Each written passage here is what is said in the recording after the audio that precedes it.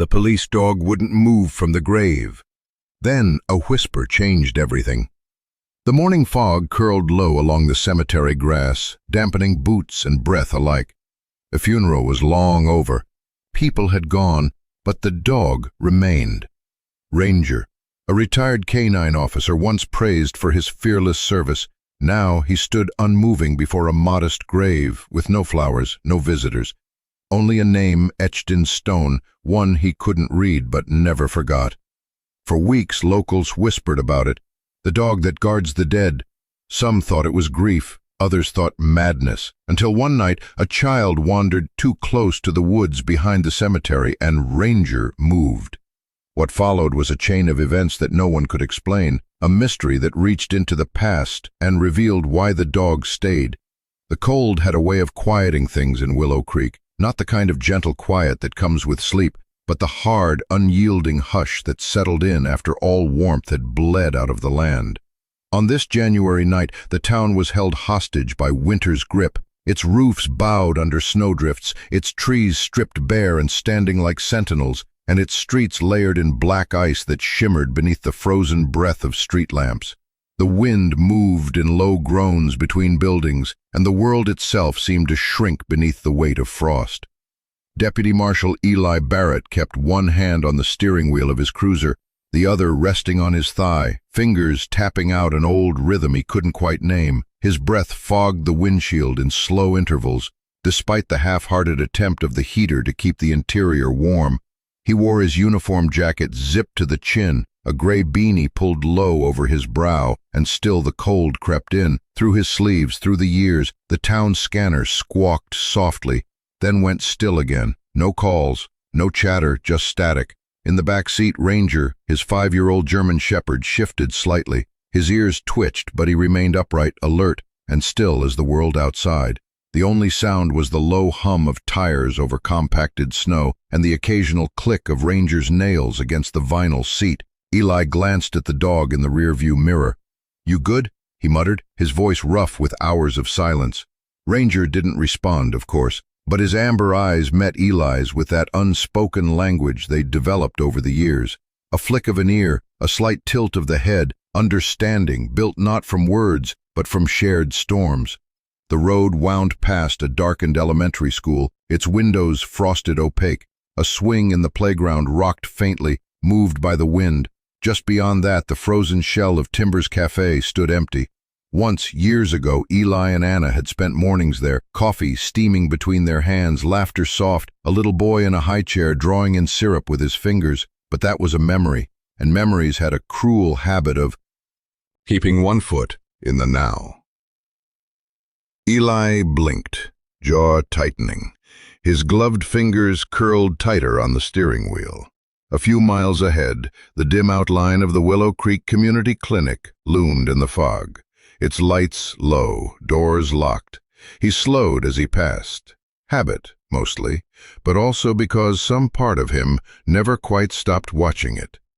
The same place where the nurse had looked at Anna's fever chart, at their lapsed insurance, and turned them away with a soft, "I'm sorry." By the time they drove to the next county, it was too late. Pneumonia doesn't wait on paperwork. Eli exhaled through his nose and shifted in his seat. The silence felt heavier tonight. Then Ranger moved. Not a shuffle, not a stretch. He snapped to attention, ears perked, posture tight. His body leaned forward toward the passenger window, nose flaring against the glass. "What is it, boy?" Eli asked quietly. Ranger let out a low whine, then another. Not distressed, focused. Eli slowed the cruiser to a crawl. The headlights sliced through the fog like thin blades, revealing little but snow-covered sidewalks and empty bus benches. Then Ranger barked. Short, sharp, not loud, but pointed. His body lunged slightly toward the passenger door. Eli braked. "Easy, Ranger. What are you seeing?" He leaned forward, scanning the area. Nothing. Just snow, steam rising faintly from sewer grates, a flickering street lamp. Still, something gnawed at him. Ranger didn't bark at shadows. Not after all they'd been through together. Natural disasters, hostage standoffs, even that avalanche up in Laramie Ridge last winter.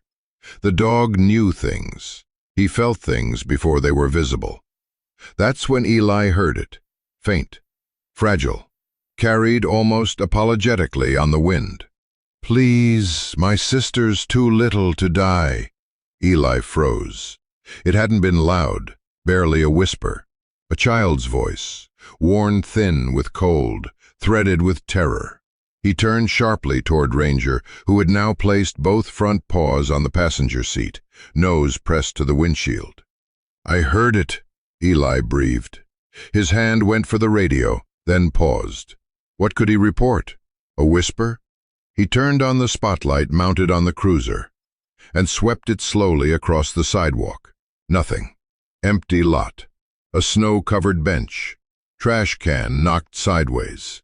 Then a flicker of movement. A small shape, huddled, unmoving. Eli threw the car in park and was out the door before he knew it. The cold hit like a slap, stealing breath from his lungs and slicing through his uniform like it was paper. Ranger leapt from the back seat without a word from Eli and took off down the sidewalk in a controlled sprint. His movements low and urgent. Eli followed, as they barely visible, peeking out from a large, ill-fitting coat. Beside them, a woman, still, slumped, her body curled in like a question mark, lay against the stone wall of the clinic. Eli's breath caught. Ranger slowed his pace, approaching with calm, precise steps. He lowered himself into a crouch, eyes locked on the boy.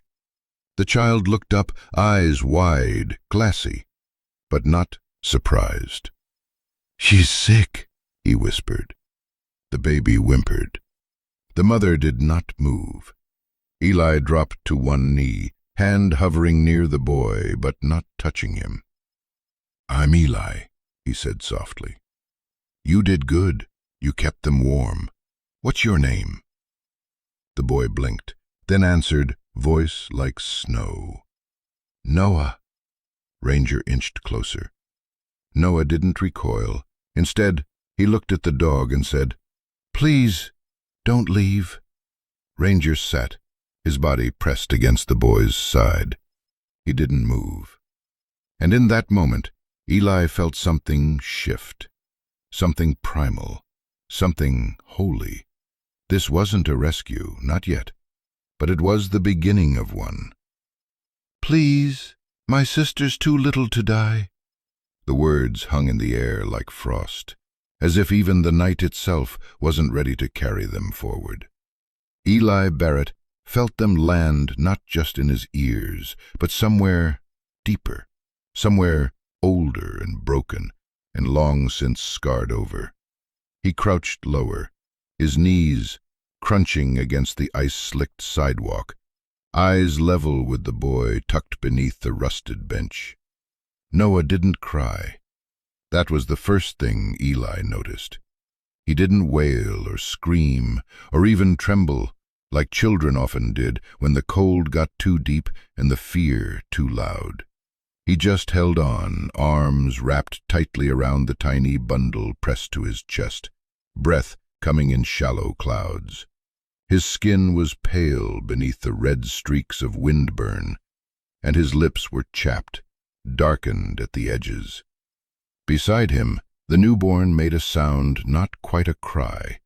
It was the strained whimper of a creature too new to understand pain, but already learning its shape. Eli saw a small hand slip free from the coat sleeve, fingers curled and bluish. And the woman, God, she was leaning sideways, her back propped against the brick wall of the clinic, legs twisted beneath her. One boot was missing, her head had fallen forward, hair frozen in strands across her cheek. She looked like she had been folded in on herself, as though whatever fight she once had drained from her spine. Eli reached for the woman's wrist, his fingers finding damp skin just above the glove line. Her pulse was faint, sluggish, a murmur of life that was losing its argument. "Grace," the boy whispered, as if calling her name aloud would wake her. Brief second before opening again. "I didn't know where to go," Noah said softly.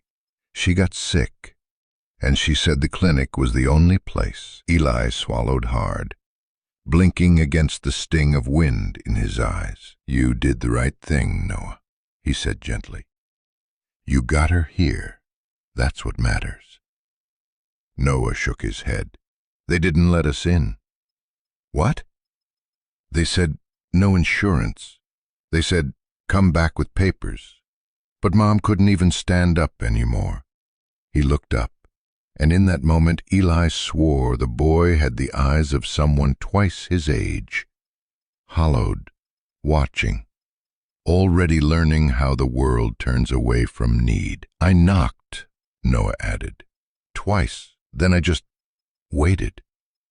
The wind picked up again, lifting dry snow across the sidewalk like ash. Ranger didn't flinch. He kept his gaze on the baby, watching her tiny chest rise and fall with fragile rhythm. Eli shifted forward and opened his arms. "Let me hold her for a second, okay? I want to make sure she's warm."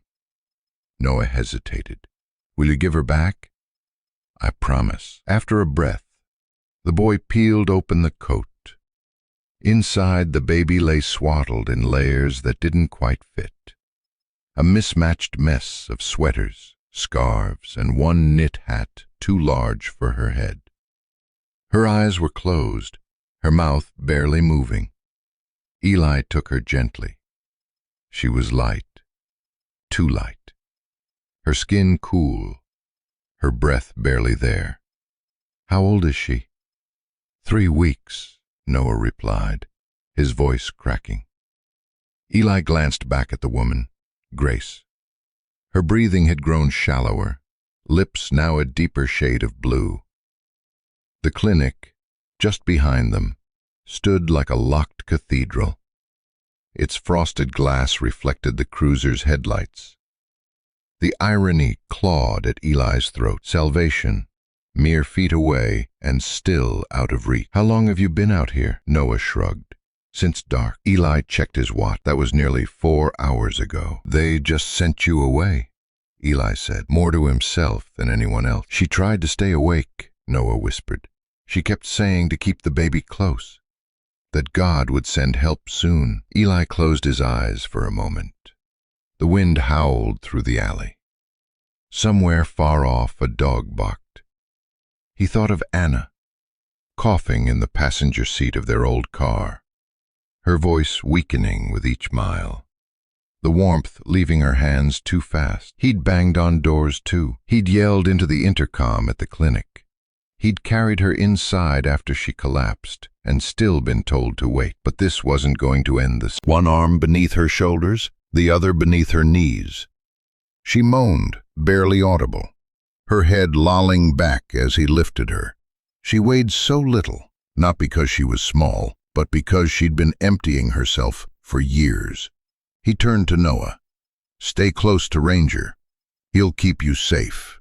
We're going to get her help." Noah stood slowly, legs stiff from the cold, his hands red and swollen. He didn't cry. He just walked beside Ranger, one hand on the dog's neck like a tether to a world that hadn't completely turned its back. As they moved toward the clinic doors, the snow swirled behind them, erasing their footprints almost as fast as they were made. But inside that quiet walk, a man carrying a mother, a child walking beside a dog, there was the weight of something holy. A rescue, yes, but also something more, a second chance. The wind shifted, carrying with it a bitter edge that scraped across the skin and whispered of time running out. Eli adjusted his grip around Grace's limp body as he stepped back from the wall, her head lolled against his shoulder, breath rattling faintly through parted lips. Even through layers of clothing, he could feel the heat radiating off her skin. It wasn't the warmth of life, it was fever, full-blown and climbing fast, the kind that burned hotter than the cold could counter. Her pulse fluttered against his wrist like a bird dying in its cage. Eli's jaw clenched. This woman was hanging on by threads, and not much longer. He shifted his gaze to the clinic's darkened glass doors, just 20 yards away, motionless, unmoving, locked, so close and still so far. Noah walked beside Ranger in silence. The boy's steps were stiff, robotic, the kind that came not from obedience, but from the sheer effort of holding it together. One hand clung to Ranger's fur, the other still pressed to his chest as if expecting the baby to still be there, forgetting he'd handed her over. Eli looked over. "You said they turned you away?" Noah nodded without looking up.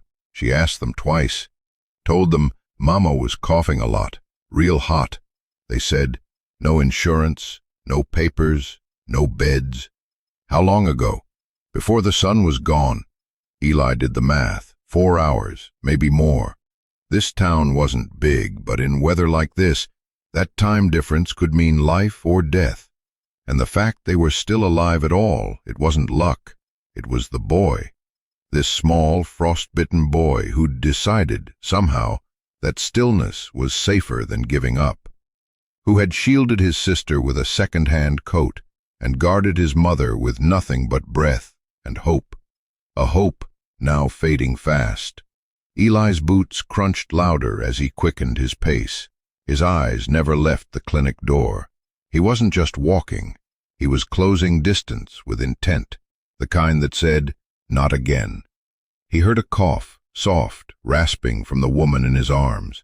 Grace stirred slightly, her lashes fluttering as if caught in a dream. Her lips moved, but no words came. Only the low, fevered hum of someone whose body was fighting harder than it should ever have to. And suddenly, Eli was back there. Back in the parking lot of St. Luke's Medical, in the front seat of a '96 Buick with the heat cranked high, and Anna beside him, breath shallow and fingers cold. Her cough had come in waves, each one worse than the last. But it wasn't the sickness that broke him, it was her voice as she whispered, "Don't make a scene, Eli. They said we had to wait. I can wait." But she hadn't. They made it to the second clinic. Anna collapsed in the foyer. Her chart had said, febrile pneumonia. The coroner's report had said, expired arrival. The nurse had said nothing, not even an apology. Eli snapped back to the present with a sharp breath, his knuckles white where they gripped Grace's coat. Never again. They reached the concrete path leading to the clinic entrance. The automatic doors, now dormant for the night, offered no welcome. Behind them, just beyond the frost-glazed glass, the lobby lay still, fluorescent lights dimmed, chairs lined up like tombstones. Noah stopped beside him, looking up. "Do you think they'll open now?" Eli looked down. There was something in the boy's voice, not anger, not even desperation, just a worn-out kind of asking, like someone who had already heard no enough times that yes felt like mythology. "They're going to open," Eli said, voice steady. "They have to." He turned toward the door and stepped forward. With Grace in his arms, he kicked once, firm but not violent, against the lower panel. "Hey!" he called, voice echoing into the stillness. "We need help out here." No response.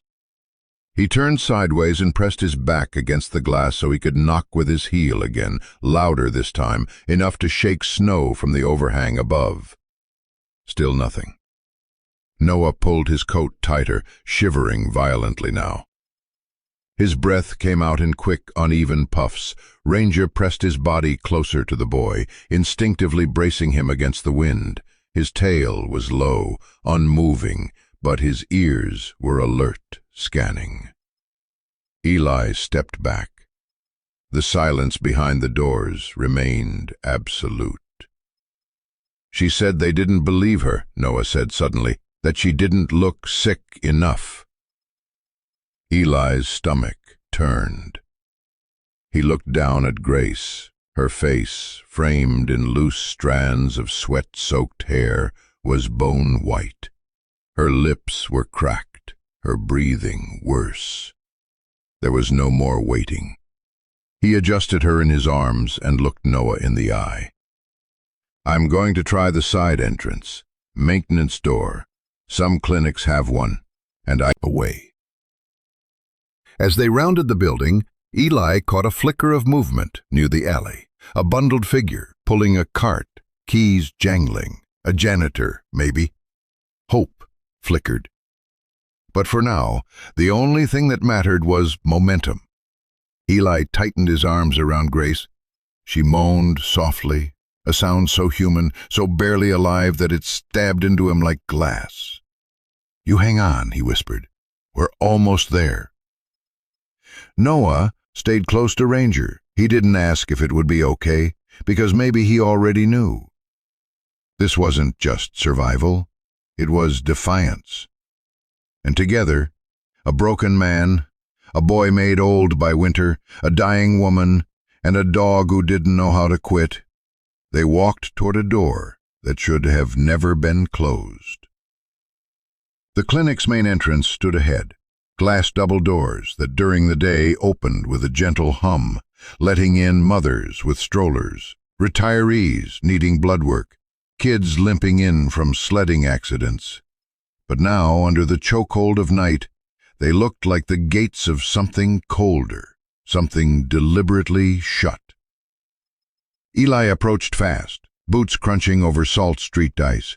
Grace sagged in his arms. Her body had gone limp again, but the heat radiating from her was searing, the fever climbing higher with every minute they spent out here. He adjusted her weight and banged his elbow against the metal frame of the door, hard. The sound echoed off the surrounding buildings, a sharp knock against silence. Inside, the lobby lights flickered, motion sensors picking up their presence. For a moment, the clinic blinked awake, like it recognized a plea at its threshold. Still, no one came. He banged again. "Open up! We need help out here!" Noah hovered just behind, clutching his arms to his chest. His legs trembled visibly now, a soft knock of knees beneath two thin jeans. The cold had stolen most of the color from his face, but he didn't complain, just looked down at Ranger, who stood squarely beside him, body angled into the wind as a living shield. Snow dusted his black and tan coat, but the dog didn't move, not even to shake it off. A minute passed, then two. Finally, a figure appeared behind the glass, short, round-shouldered, wrapped in pink scrubs with cartoon band-aids printed across them. A nurse. Middle-aged, glasses fogged from the indoor heat, she looked out cautiously. Her eyes met Eli's and froze for a beat in recognition. He nodded once, urgent but composed. "She's burning up. Please, let us in." The nurse didn't move at first. She glanced to her left, where a hallway dipped into administrative offices, then back at him. Her hand hovered near the door's intercom. When she finally pressed it, her voice came through the speaker, thin. "Damn door." She swallowed visibly. "I can't. I'm not authorized for overnight intake without administrative clearance. There's policy." Eli's voice dropped, rough and tight. "Your policy is about to get someone killed." She hesitated. Her eyes shifted down to the boy, then to the baby swaddled in his arms. Haven made a small noise, a whimper that sounded too dry to be a cry. Noah adjusted his grip, shielding her tiny face from the wind. His arms trembled as he did, like they'd forgotten how to feel warmth. "Look at them," Eli said. "She's 6, the baby's 3 weeks.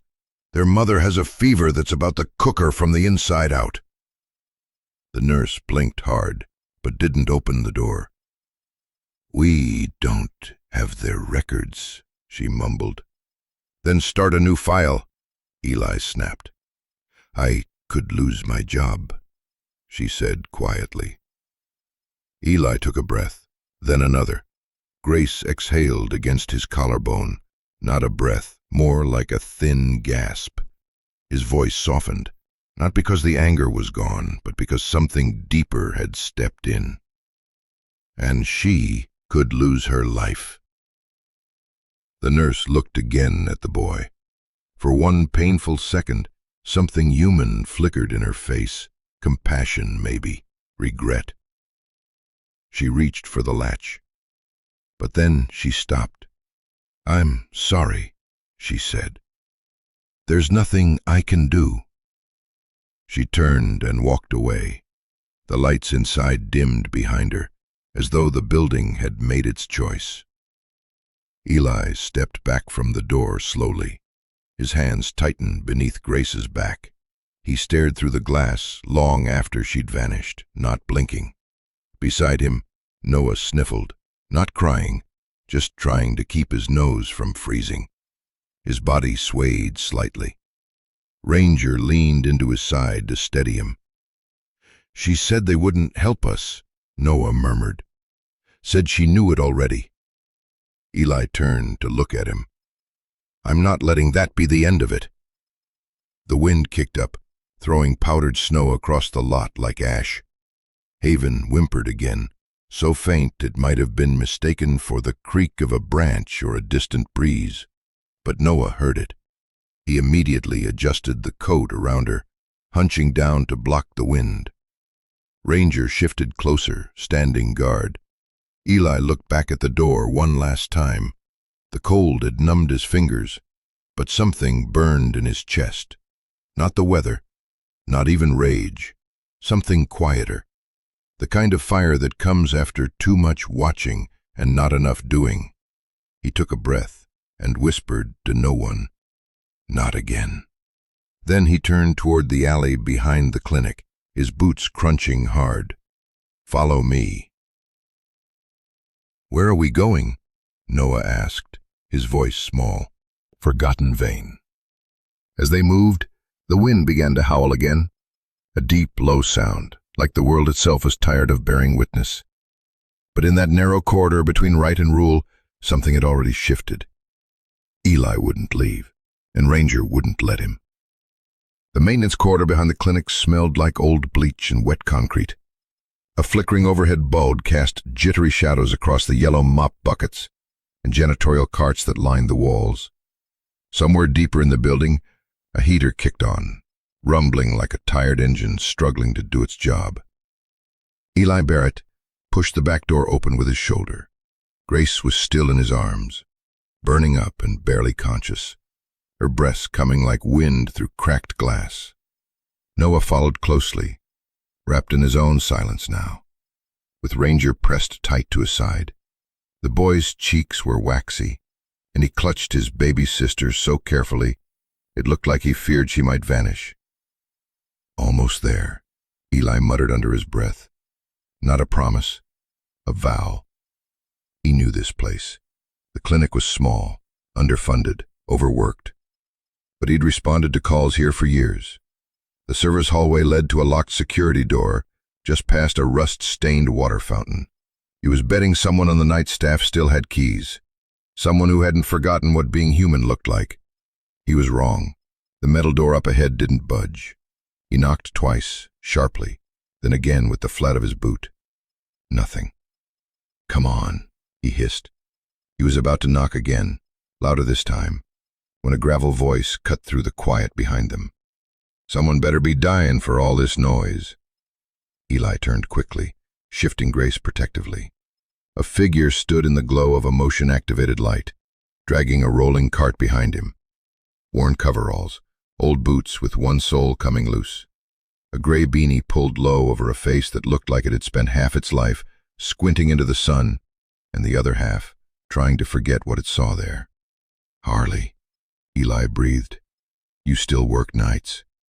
Someone's got to mop the blood out of the carpets, Harley Finch grunted, setting down his cart. He glanced at the bundle in Eli's arms, then the boy, then the dog. Looks like trouble found you again. She's septic, Eli said. They turned her away. Back doors locked. Arlie sighed through his nose and pulled out a key ring the size of a fist. That back lock jams in the cold. Still sticks. Give me a second. Eli waited, his breath curling in the air. Noah stood behind him, shifting from foot to foot, as if afraid to hope. The lock clicked. The door creaked inward. I can get you as far as the back hallway, Harley said. Admin keeps the clinic wing code locked after hours. Nurses don't carry the override anymore. Eli gave a nod. That's enough. They stepped through. The warmth inside slapped his face like a warning. Too late. Grace moaned softly. In his arms. Her head rolled, hair matted and damp. Eli adjusted her weight, his muscles screaming now, but he didn't stop. Down the hall, fluorescent light spilled across the scuffed floor tiles. The sound of heels echoed, fast, clipped steps. A woman in a knee-length coat turned the corner. She stopped, mid-stride. Tall, late 30s, maybe early 40s. Sharp cheekbones. Stethoscope slung lazily around her neck. And eyes that flicked over details faster than her mouth could form a word. Eli, she said. He froze. It had been 15 years. Dr. Rowan, he replied, voice low, wary. She stepped forward, stunned.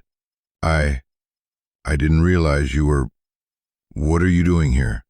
She's crashing. Fever of at least 104, barely responsive, denied access at the front. Her gaze dropped to Grace's limp body. Her breath hitched just slightly. Then she looked at Noah, holding the baby, standing quietly beside a German shepherd who looked like he'd rip someone apart if given the word. You're carrying a woman who's about to go septic, she said flatly. And the front desk said no? They cited policy, Eli muttered. Miles Rowan took a breath. Of course they did. Harley stepped back, watching the exchange unfold. For a long beat, Miles looked at Eli. Really looked. And then something shifted behind her eyes. A memory, pulling forward like a tide. You saved my life, she said softly. Eli blinked. I haven't forgotten. You were just a kid, he murmured. I was 17, she corrected, almost whispering. Snatched off a sidewalk in Cheyenne. Held in that basement for 3 days. Everyone thought I was gone. And you were right, he said. It was a long shot. You didn't wait for the warrant. You didn't wait for backup. You broke in through the basement window. You were bleeding, he said quietly. There wasn't time. She met his eyes. Then I owe you a life. Eli didn't respond. He just looked down at Grace. Miles stepped aside. Bring her. They moved together down the hallway, past empty patient rooms, past locked cabinets and drawn curtains. When they reached a triage room, Miles threw the door open. She's burning, Eli said as he lowered Grace onto the gurney. And this is her son, Noah. He's been outside for hours with his newborn sister. Miles turned to the intercom. Rita, prep an IV line and bring fluids. Now. A voice crackled through, uncertain. Dr. Rowan, This is not a request. I'm assuming full responsibility. This woman is crashing. Clear an exam room. Get me vitals. Now. Eli exhaled slowly. For the first time in an hour, he wasn't fighting. Miles turned back to him. I'll handle it. You stay with the boy. He nodded. Outside the exam room, Noah stood still, baby still tight in his arms. Ranger sat beside him, ever vigilant. Eli, she's in good hands. Noah looked past him, toward the room where nurses were now moving fast. Then back down at Ranger. He didn't speak. He just leaned against the dog and closed his eyes. And somewhere behind him, past the doors that should have never stayed closed, a woman began to fight for her life, because one doctor remembered what it meant to owe someone everything. The triage room was too small for the storm it now held. A nurse dropped a blood pressure cuff onto the counter. Another fumbled with IV tubing that wouldn't unravel fast enough. Plastic rustled. Gloves snapped. The monitors weren't even on yet, and already the air had thickened. not with smoke, but with panic, protocol, and the scent of rising conflict. Grace lay on the gurney, lips dry and parted. Her shirt had been cut open, chest rising in uneven, shallow pulls. Sweat slicked her temples, and her skin had taken on the faint, mottled hue of someone slipping deeper into the dark. The fever hadn't broken. If anything, it was digging in. Dr. Miles Rowan barked orders over the clatter of drawers. "Hang saline wide open. I want a 20 gauge in each arm. Get a lactate and CBC now. Temp?" 104.6, the nurse replied, eyes wide. "Push acetaminophen. Blanket warmer on max. Oxygen at 4 liters, Miles snapped. "Now." Outside the room, Eli stood with his back pressed to the wall, arms crossed, jaw tight. He was still in his patrol jacket, boots soaked from snow. His shoulders were squared, but there was a tremor in the muscle near his jawline, the kind of twitch that only came when a man knew what losing looked like, and refused to blink again. Noah stood beside him, Haven cradled carefully in his arms, though she was barely visible beneath the layers of Eli's coat. The boy hadn't spoken since they were let in. He hadn't asked where the bathroom was, or if they could sit down, or if they were safe now. He just leaned into Ranger, like the dog was the last piece of ground left that hadn't given way beneath him. His fingers were still clutched in Ranger's thick neck fur. The German shepherd hadn't moved either, ears up, body braced, a silent wall of instinct and presence. His tail didn't wag, it simply pressed against Noah's legs, like a barrier against whatever came next. The hallway outside the exam room was beginning to stir. First came Rita, the pink-scrubbed nurse from the front desk, face flushed with guilt and uncertainty. She lingered near the doorway, but didn't enter. Her arms were crossed tightly, fingers pinched. "Hallway," not bothering to lower his voice. "I need a word, now." Miles didn't look up from Grace. "Not now. You've admitted a patient without clearance. She was dying on our front steps. That's not the point." "It's exactly the point," Miles snapped, her stethoscope now pressed to Grace's chest. "You want to file a complaint. Do it after she's breathing on her own again. Protocol exists for a reason. So do exceptions," she replied coldly. Dave exhaled like someone bracing to step into a courtroom. "If she doesn't have an active file and wasn't triaged through our system, we could be liable for—" "She has a file now," Miles cut in. "You'll find it under emergency override. Attending physician, Dr. Miles Rowan." A beat of silence followed.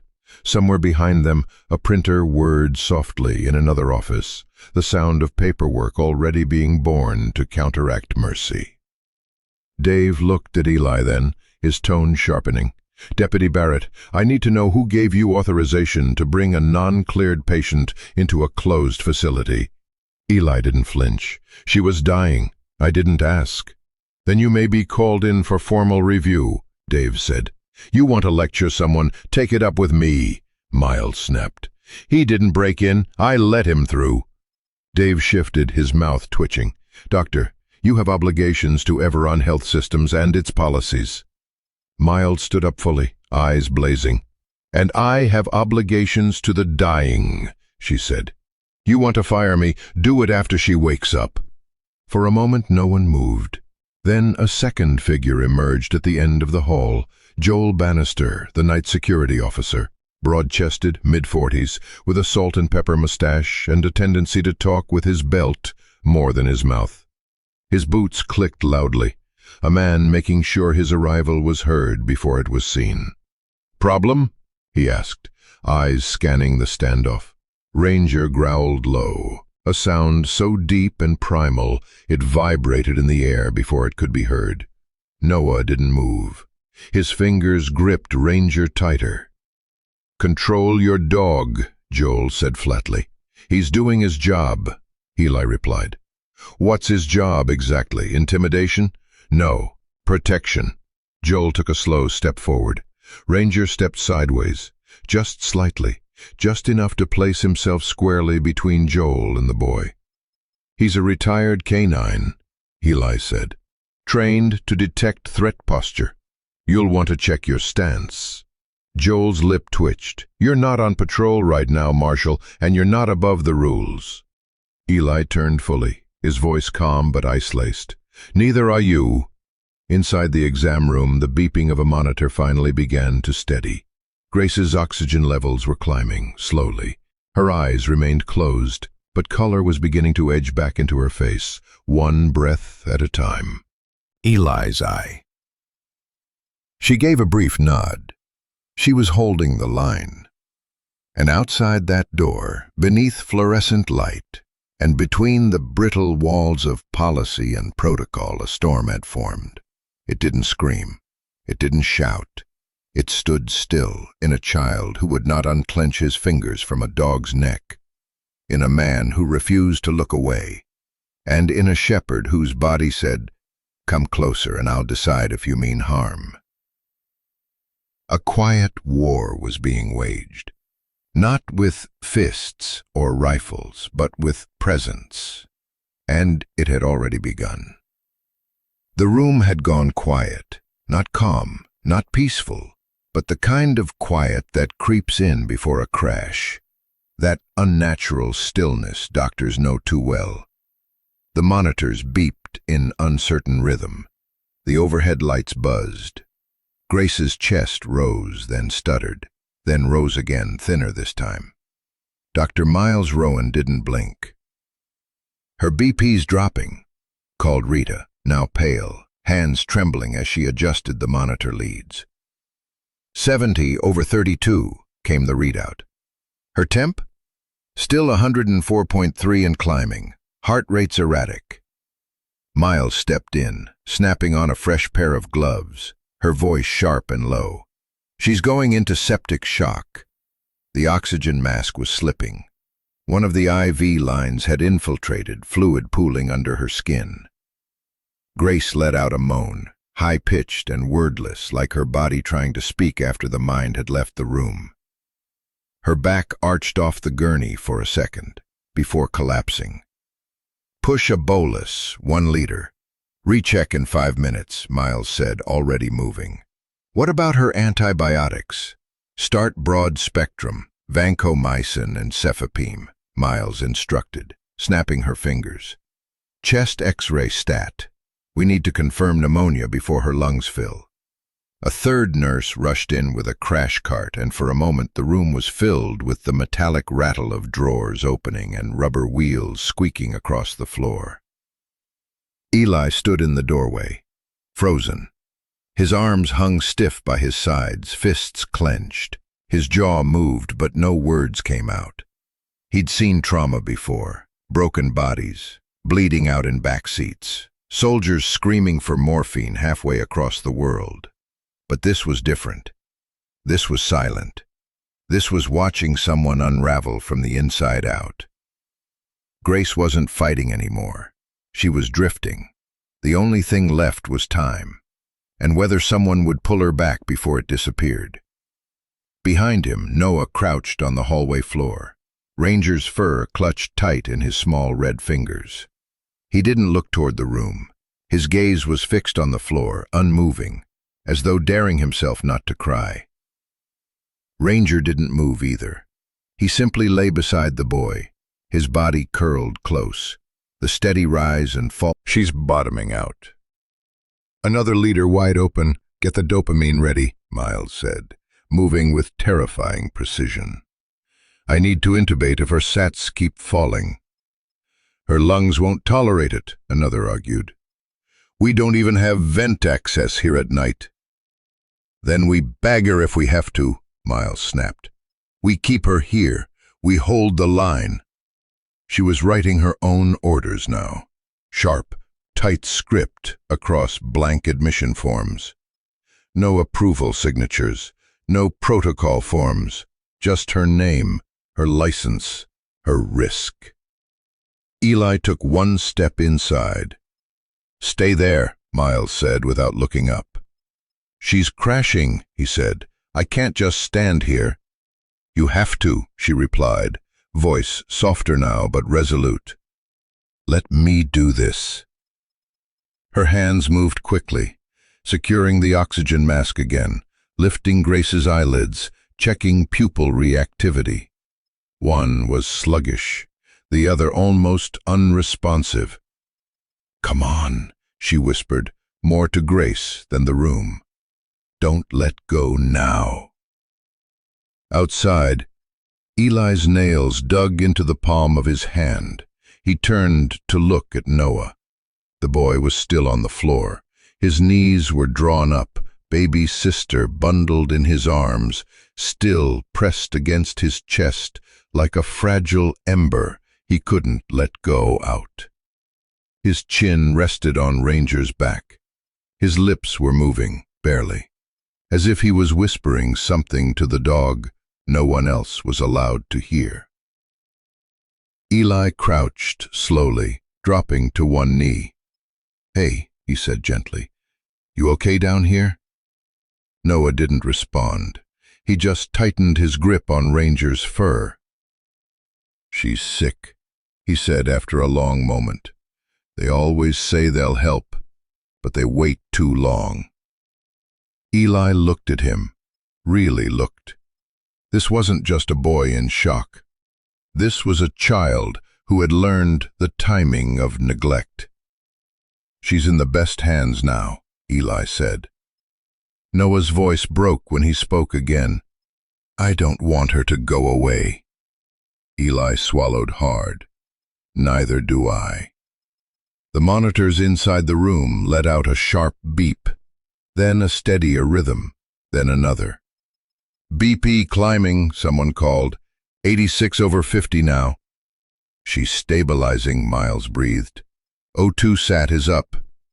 There was a ripple of relief in the room, quiet and immediate. Nurses exhaled, monitors steadied. The IV lines continued their slow drip. Grace didn't open her eyes, but her body had stopped convulsing.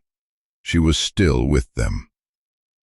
Miles peeled off her gloves, breathing through her nose like someone just stepping out of a fire. Eli stood again and watched from the doorway. She going to make it? Of a dog who hadn't left his side for a second. And all at once, he understood what had truly saved them. Not just medicine, not timing, not chance, but stillness, presence. A boy who refused to give up, a dog who refused to leave, and a woman who refused to follow the rules when they failed to be human. The snow outside Willow Creek Community Clinic had started falling again, soft and steady. Under the amber glow of the street lamps, it looked like ash floating through a quiet, dying town. Parked across the street in a dented Subaru that hadn't had a working defroster in 2 winters, Ethan Ward sat with the engine off, breath fogging the windshield in shallow puffs. His hands, wrapped in fingerless gloves, gripped a well-worn DSLR camera resting in his lap. Crumpled fast food wrappers surrounded him. The cabin smelled faintly of stale coffee and road salt. The silence of the small Montana town felt heavier than usual. Ethan had been chasing a story for weeks. Budget cuts, closed ERs, rural clinics turning away patients. Quiet injustices that never made it past a few buried columns in the back pages of regional papers. The kind of story no one wanted to click on until someone died in a parking lot. He hadn't expected to catch anything tonight, but old habits kept him driving loops around dark buildings, looking for signs that the system had failed someone else. And then he saw it. A man in uniform standing beneath the back floodlight of the clinic, shoulders square, jaw tight, holding a limp woman in his arms. A child stood beside him, cradling a newborn, and a German shepherd stood like a statue between them and the wind. Ethan's heart stuttered. He grabbed his camera and hit record through the windshield, adjusting the zoom to catch every detail. The focus snapped into place just as the back door opened, revealing fluorescent light spilling across linoleum and a stunned expression of a nurse frozen mid-step. The officer didn't yell. He didn't plead. He walked, slow, controlled, determined. The boy followed, clutching the baby to his chest, one hand gripping the dog's collar. The dog didn't bark, didn't twitch, just moved like a sentinel, muscles taut, eyes scanning. Ethan lowered the camera for half a second, then raised it again, catching the door as it closed behind them. It was less than a minute of footage, but he knew what he had. He rewound and watched it again. The way the officer held the woman, as if she were something sacred. The way the child moved without asking, without crying, like he'd already learned not to expect softness from the world. And the dog, solid, grounded, a protector who asked for nothing. Ethan tapped the upload, turned away in the cold. He wrote it fast, not flashy, not dramatic, just honest. A mother collapsed at the doors of a rural Montana clinic tonight. She was turned away once. It almost cost her life. But a deputy marshal carrying too much grief, a child carrying too much weight, and a retired canine who still refuses to leave anyone behind, they changed everything. He attached the footage. No clickbait, no exaggeration, just truth. He hesitated over the publish button for only a second, then clicked it. The post went live at 1:17 a.m. By 1:22, it had 16 shares. By 1:33, someone from Boise commented, "I'm crying. That dog didn't just guard them. He guarded our humanity." By 1:48, a pediatric nurse from Illinois had messaged asking for donation links. By 2:05, Ethan's inbox was full. He leaned back in his seat, breath trembling.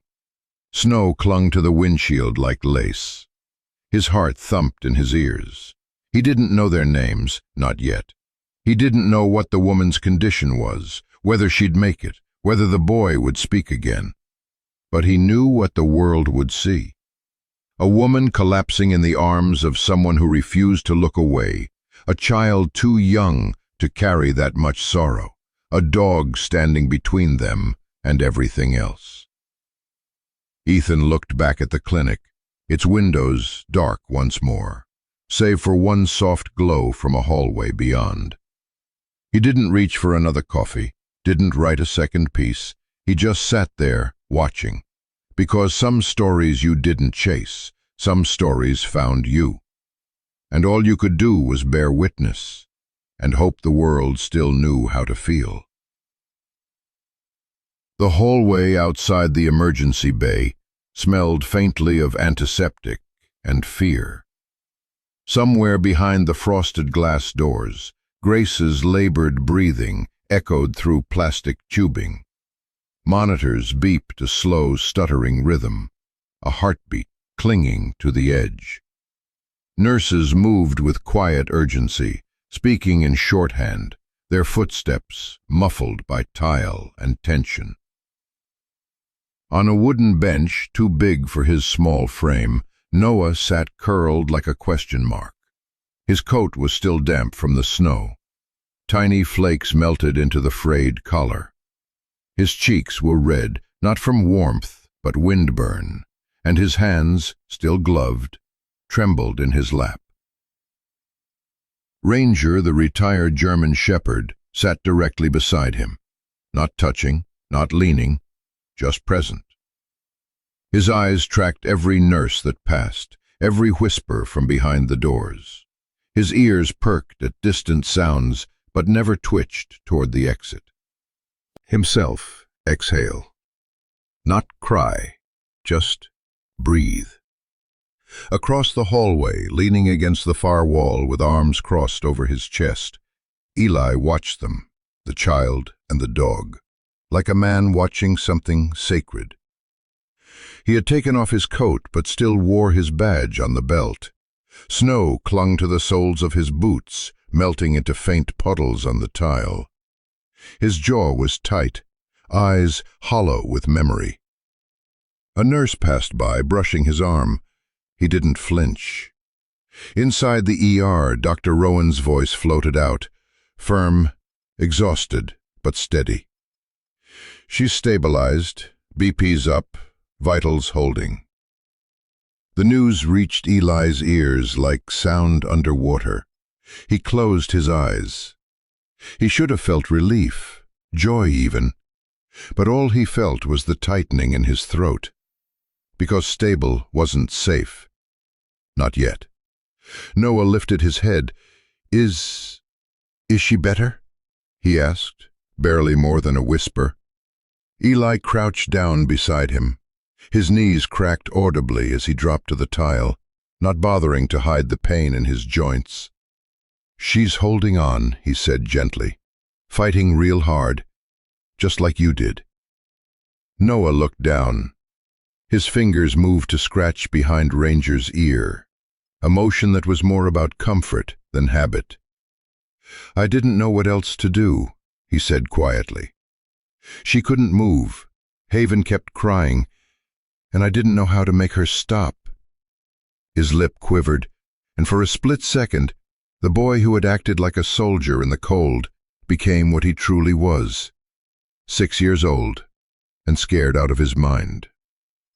Eli didn't touch him, didn't crowd him. He just said, "You did more than most grown-ups would. You kept her warm. You kept her alive." Noah turned toward Ranger again. "I only did what Mom told me. She said, when things get scary, stay with Ranger." The dog let out a soft chuff, resting his head gently on the boy's knee. Eli swallowed hard.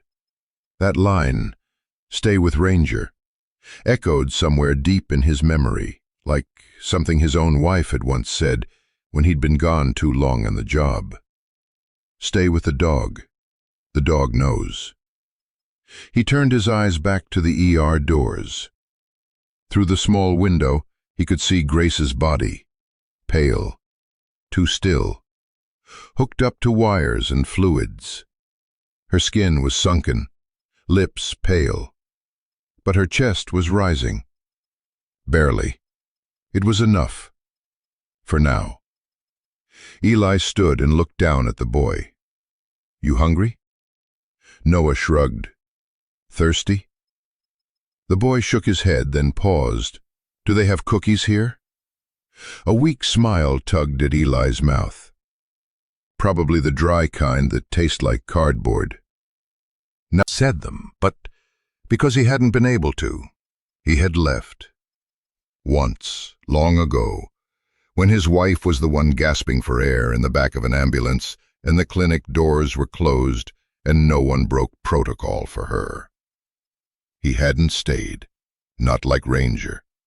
He had run. Into work, into silence, into years of armor. And now here he was, dragged back into the fire by a boy with frost-bitten hands, a woman with the same fevered look his wife once wore, and a dog who still stood guard when everyone else turned away. The clinic's hallway had quieted, the urgency had dulled into waiting, the kind that settles over the chest like a cold, wet coat. Fluorescent lights buzzed softly overhead, casting a clinical pallor over the white tiles and gray-painted walls. It was some time past midnight, but no one bothered checking. Time, in places like this, became a whisper you ignored. Eli Monroe stood alone beside a vending machine, humming softly. He wasn't hungry. He hadn't eaten since noon, but he needed to stand. He needed something to do with his hands that didn't involve remembering. Yet memory was a cruel guest. It didn't knock. It just slipped in when the room fell still. He pressed his forehead against the cool glass of the vending machine, eyes unfocused on rows of plastic-wrapped snacks. And then she came. Not in body, but in weight. Anna. He didn't hear her voice. He never had. It wasn't how grief worked. What he remembered was the way she used to lean against the doorframe while brushing her hair. The way she hummed songs she didn't know the words to. The faint scent of rosemary on her skin after a shower. The way she gripped his hand when her contractions started, like she was anchoring him to the earth. And how, just 5 hours later, she lay dying on the sidewalk in front of Bay Ridge Women's Clinic. He had carried her. He had begged them, told them her blood pressure was crashing, that she was dizzy, that she hadn't felt the baby move in hours. But the woman behind the glass had blinked slowly and asked, "Do you have proof of insurance?" He had slammed his badge on the counter. The answer hadn't changed. "We don't take walk-ins without documentation." By the time the ambulance arrived, called too late, Anna had gone still. The baby, too. No one was ever charged. There was no negligence case, no outrage, just unfortunate circumstances. The kind that fit neatly in manila folders and policy binders. But he remembered everything. And now, watching Grace fight for breath in the next room, it was like it was happening again. Only this time, the woman was still alive. This time, there were 2 children. Because Ranger had nudged his hand, and somehow that had spoken louder than sirens. A low whine broke his reverie. Eli looked down. Ranger had wandered from the bench down the hall and now stood beside him, large frame still but alert. His fur still held flecks of salt and melted snow.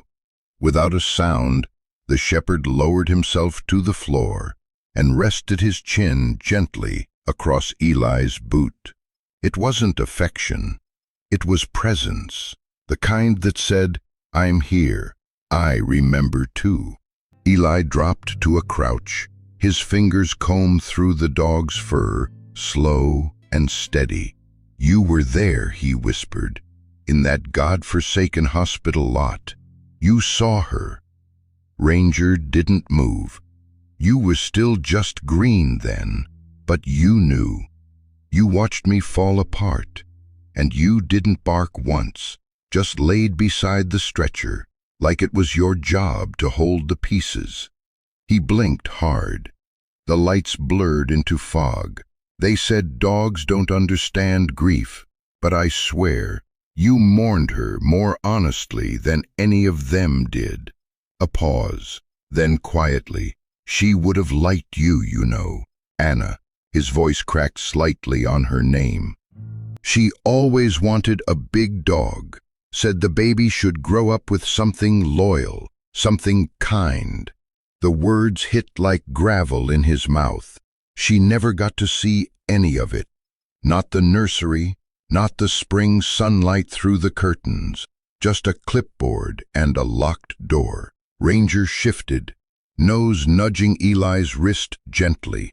It was grounding, not quite comfort, just real.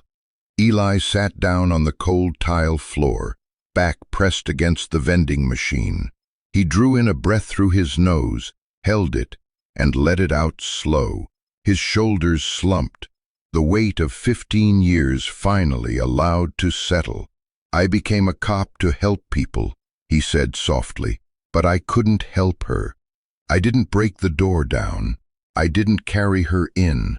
I waited, like they told me to, like I was supposed to." His fingers clenched. I swore I wouldn't make that mistake again. He looked up at the ceiling, jaw tight. And I won't. From down the hall came a faint, mechanical beeping. Grace's monitors keeping rhythm. And just beyond that, the quiet rise and fall of Noah's breath as he slept with his head on Ranger's blanket. Eli watched it all from afar. "This time, we stay," he murmured to the dog. "No matter what they say, no matter what it costs." Ranger's ears flicked once in agreement, and the ghost of Anna, whether in memory or spirit, drifted through. Was subtle at first. A twitch beneath her left eyelid, a tremor in her fingers. Her chest rose shallowly, then more deeply. She blinked. The ceiling came into focus, an unfamiliar gray, smooth and cold. She tried to sit up, but pain lit up behind her ribs like a siren.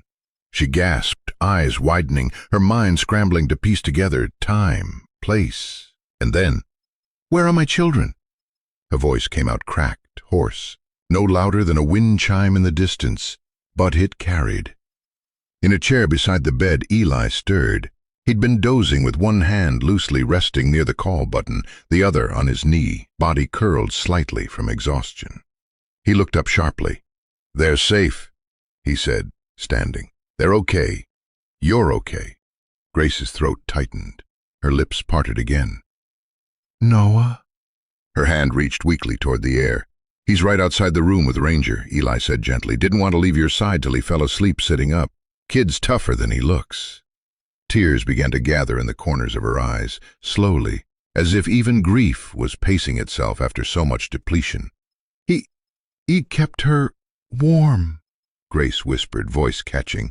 "He wrapped Haven in his jacket. I couldn't move. You don't have to explain," Eli said. "You did everything you could." But Grace shook her head softly, pain and guilt washing over her like returning tide. I shouldn't have waited so long to leave," she murmured. "I thought the fever would break. I thought if we just rested." "You were dying, Grace," Eli said, firmer now. Not out of blame, but out of the sheer reality she needed to hear. "Pneumonia, sepsis. You were going into organ failure when we found you." Her lips trembled. "Then how—" He sat down gently at the edge of her bed, the way someone might near a wild bird, careful not to make too sudden a movement. "Noah kept calling out, that's how I found you. He wouldn't let go of Haven, even when his arms were blue from cold. And when I picked you up, he walked beside me through the snow, never looked back." Her face crumpled. It wasn't sobbing, just a release, a slow collapse of strength into something softer. Her fingers gripped the thin sheet as though anchoring herself in the moment. "Can I see them?" she asked, through shallow breaths. Eli stood. "Of course." He opened the door and stepped into the hallway. A few feet away, curled up on a worn wool blanket Ranger had pulled from Eli's truck, Noah lay sleeping with one arm protectively over his sister. Ranger, ever still and quiet, lay curled around them like a living barrier, his eyes half closed, but his ears alert to every movement. "Noah," Eli said softly, "your mom's awake." The boy blinked. At first, confusion, then realization, then the kind of urgency only a child who's known too much fear too soon can muster. He stumbled up, brushing his sleeve over his eyes. "She is?" Eli nodded. "She's asking for you." Noah hesitated only a second, then padded across the floor, one sock missing, the other half falling down his ankle. When he stepped into the room and saw her eyes, open, focused, alive, he froze. "Hi, sweetheart," Grace whispered, her voice ragged but warm. Noah didn't answer right away. His eyes welled up. He looked down at his fists clenched tightly at his sides. I kept Haven warm," he mumbled, like he wasn't sure if he had done enough. Grace extended a trembling hand. "I know you did. I saw it. I felt it." That broke something in him.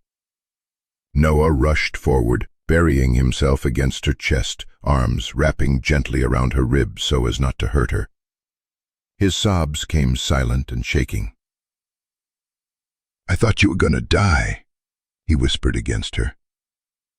"I know," she whispered back, fingers threading through his tangled hair. "I thought I was too." They stayed like that a while, mother and son, mended by proximity and the desperate need for touch. Eli stepped back toward the doorway, giving them space. Just before he exited, he saw Ranger settle again beside Haven, tail tapping once slowly against the blanket. It wasn't wagging, it was acknowledgement. A quiet rhythm of, "We made it." And in that room, where the air still smelled like gauze and medicine, something warmer had returned. Not relief exactly, but reprieve. The worst of the storm had passed. The breathing was steadier now.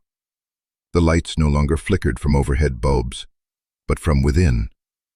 The overhead lights had dimmed to their nighttime setting, soft, amber humming gently above the hospital bed.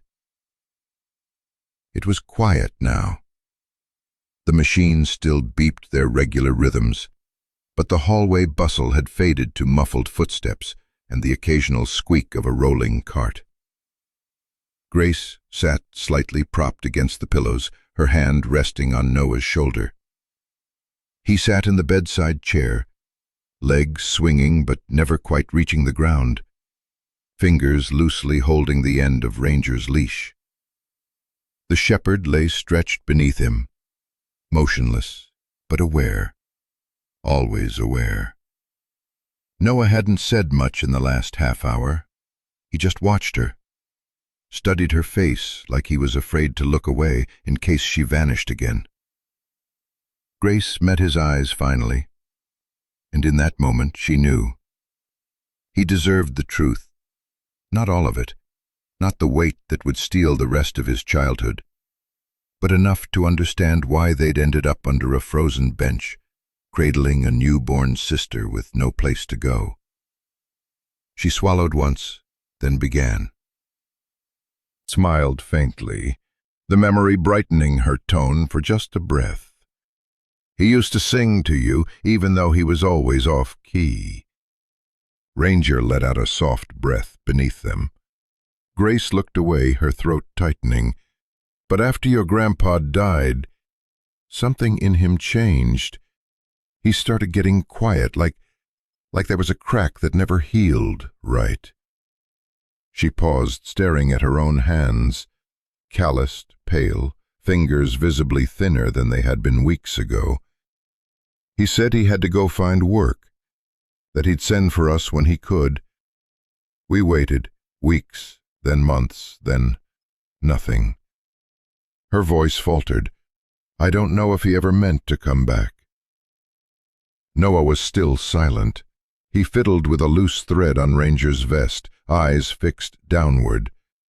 "We were okay at first," Grace continued, more slowly now. "I cleaned houses, I worked nights, I did whatever I could. But then I got pregnant with Haven, and I couldn't keep all the shifts. Bills piled up. One day they said we had to leave." Noah's lips pressed into a thin line. "No one helped," he said finally. Not a question, a statement. Quiet, flat. Grace nodded once. "I asked, I begged, but sometimes the world looks at people like us and decides we're already gone." Noah looked at her then, really looked. There was something in his eyes that hadn't been there before. Not blame, not pity, just recognition. The kind of understanding a child shouldn't have, but too often does. "Are we safe now?" he asked. The question landed like a soft stone in still water. Grace didn't answer right away. She took his hand, wrapped her cold fingers around his smaller ones. "I don't know yet," she whispered honestly. "But we're not alone anymore. That counts for something." Ranger shifted then, as if affirming her words. His head rested gently against Noah's shin, the quiet pressure of a protector who had chosen his family long before they knew they needed him. Outside, snow had started falling again, slow, drifting flakes that caught the edge of the hospital window like scattered stars. Eli stood just beyond the doorway, out of sight, back against the wall, arms crossed. He hadn't meant to eavesdrop, but something in Grace's voice had kept him rooted there. And when Noah asked, "Are we safe now?" Eli felt that question echo inside his own ribs. He'd asked the same thing once, years ago, when the world had failed him. He looked down at the floor, then at Ranger, who glanced toward him briefly, then returned his gaze to the boy. "We'll make it safe," Eli murmured under his breath. "One step at a time." Inside the room, Noah climbed carefully into the bed beside his mother. Together. No engines rumbling in the distance, no threat of frost creeping under their clothes, just warmth, breath, contact.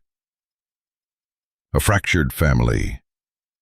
Not fixed, not whole, but gathered. And that was the beginning of healing. The internet did what it always did in moments when humanity flickered like a fragile flame. Someone lit the match, and the world caught fire. It started with a shaky video, recorded on a second-hand phone, just outside the Willow Ridge Community Clinic. Snowflakes danced across the screen like ashes. The camera wobbled as a young mother was lifted from the ground by a man in a worn patrol jacket, while her son clung to a newborn wrapped in a tattered scarf. But it wasn't the child or the man who drew millions to pause. It was the dog. A large German shepherd, cloaked in frost and dirt, had taken position between the boy and the clinic's sealed glass doors. He didn't growl, didn't bark. He simply stood, immovable, while the wind howled around them, as if daring the world to try and pass through him. The video was posted by Ethan Ward, a freelance reporter who had once dreamed of capturing breaking news from the front lines of war. Instead, he'd stumbled across this moment in his hometown. And within hours, it was no longer just his. The caption was simple. They were turned away, but the dog stayed. Let them in. Ranger stayed. By dawn, the hashtags were trending across 4 continents. Celebrities reposted it with teary emojis. Animal rights groups launched petitions. Military veterans commented with photos of their own retired canines, writing, "They never stop serving." And someone in New York, perhaps trying to soften the rawness, gave the shepherd a name: Guardian Bruno. The name stuck. The headlines poured in: Bruno the hero dog. Loyalty in the cold. Clinic turns away freezing family. Canine refuses to leave. Viral video raises questions about access and dignity. Within 24 hours, the town of Willow Ridge was no longer a quiet dot on a winter map. It was a national conversation. But in the corner office of the hospital where Grace now rested, the man who carried her in was anything but celebratory. Eli sat near the window, scrolling through. "They're calling him Bruno now," Ethan added. "It's spreading like wildfire. He's on Good Morning America tomorrow. They asked if you'd come on with him." That earned him a glance, nothing more. Eli shook his head. His name is Ranger. Understood, Ethan said, then paused. But you know this could change things, right? For Grace, for the kids? People are sending donations, offers to help. Even the state board is reviewing clinic protocols. Eli stood, his back was stiff from too many nights without real sleep. His uniform jacket still bore a faint trace of smoke from the night he'd carried Grace to the door. I'm glad it's helping, he said, but I didn't carry her for headlines. And Ranger didn't stay because he wanted to be famous. He looked down at the dog who was now resting by Grace's door, his usual post, ears twitching at every passing sound. He stayed because that's what loyalty looks like, Eli said, even when the rest of the world shuts the door. There was silence between the two men. Ethan's gaze drifted to the hallway, where hospital staff passed in cautious steps, half aware they were now inside a viral epicenter. I won't push, Ethan said finally, but if you ever change your mind, people are listening now. Eli offered no reply, just a quiet nod. The conversation was over. As Ethan left, Ranger stood and padded slowly to Eli's side. The man dropped a hand to the shepherd's head, fingers moving through fur still damp from the morning snow. You don't care what they call you, do you? He murmured. Bruno, Ranger, Hero, just noise. Ranger blinked slowly, eyes soft but alert, as if agreeing. Names were human things. His job was simpler, truer. From the corner, Noah peeked through the cracked door to his mother's room, watching the man and the dog in silence. Something about their stillness calmed him, like the way trees don't flinch during storms. He stepped out quietly, his socked feet padding along the linoleum until he stood beside Ranger. Are people nice to him now? He asked. Eli looked down at him. Some of them, yeah.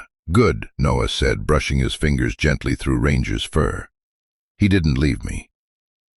And that, more than any headline or trending hashtag, was the truth that mattered.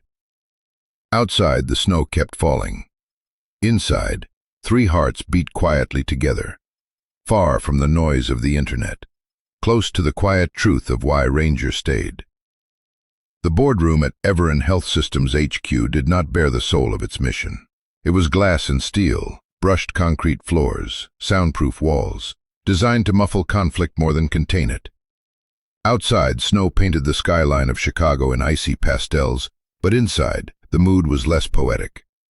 A massive monitor played the viral video on loop, muted but no one needed sound. A child clutching a newborn, a man carrying an unconscious woman, and the dog. That damn dog. A conference table lined with executives in tailored suits and strained expressions reflected the glow of the video like a tribunal. Coffee cups cooled untouched. Legal pads filled with rehearsed responses sat forgotten. Richard Kinsey, Vice President of Public Relations, paused the video mid-frame just as the dog planted himself between the clinic door and the boy, wind ruffling his fur like a lion's mane. Look at this, Richard said, voice clipped. We're not fighting a lawsuit. We're fighting an emotion. That's a different war entirely. He turned toward the CEO, Meredith Kane, a woman whose perfectly manicured fingers were steepled in front of her lips. Her eyes never left the screen.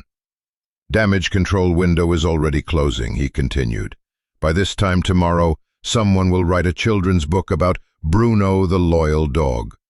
And by the end of the week, your name, my name, and the name of Willow Ridge Clinic will be buried in public petitions.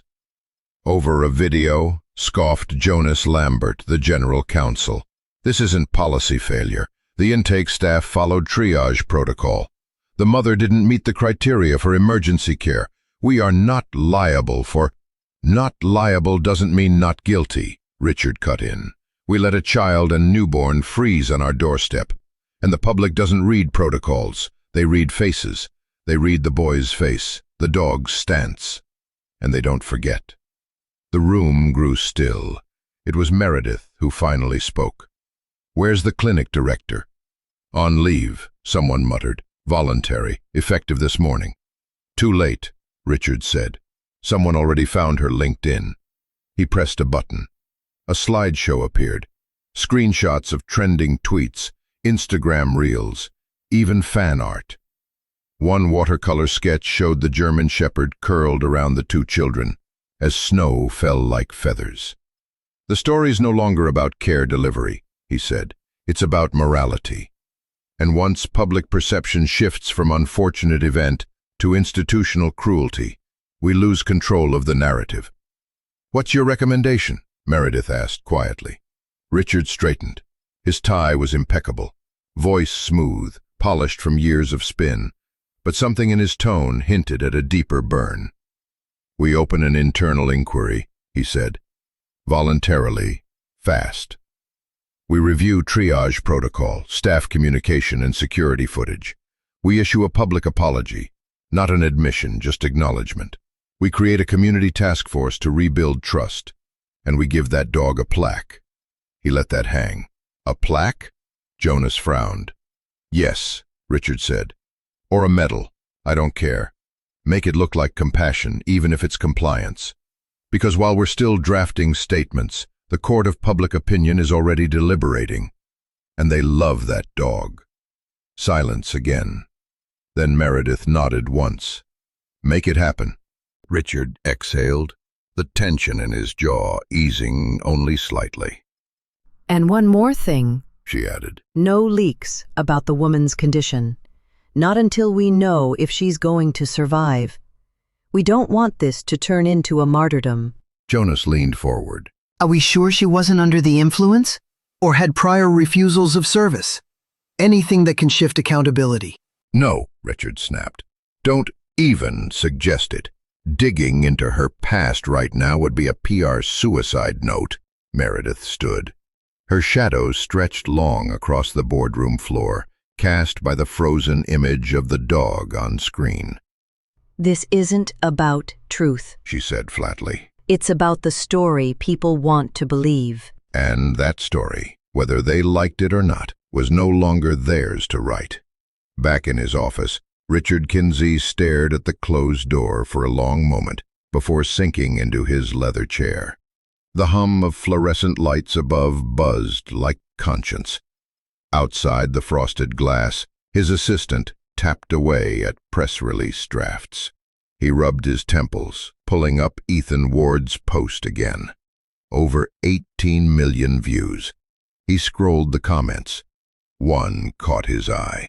"If Bruno stood guard in the cold, what's Everon doing behind closed doors?" He closed the app. Richard hadn't started in healthcare. He'd begun in advertising, tobacco companies, before the crash. He'd seen narratives turned like dials, watched public rage boiled down to rebranding campaigns and scholarship funds. But something about the image of that dog, frost on his muzzle, eyes locked forward, unmoving even as the boy sobbed into his side, got under his skin. It wasn't theatrics, it wasn't spin. It was something rarer, conviction. And for the first time in years, Richard felt a flicker of something he hadn't expected from a boardroom. Shame. He pressed a button on the intercom. "Start the inquiry," he said. "Full transparency this time, not just optics." A pause. His assistant replied. "Are you sure?" Richard stared at the image one more time. "I'm sure, because somewhere in a town he'd never heard of until this week, a German shepherd didn't flinch when the cold came. And a boy learned what it meant to be protected when adults failed. Everon could no longer afford to. The door read, Room 314, conference use only. But the fluorescent light flickering above gave it a courtroom feel, sharp, cold, and indifferent.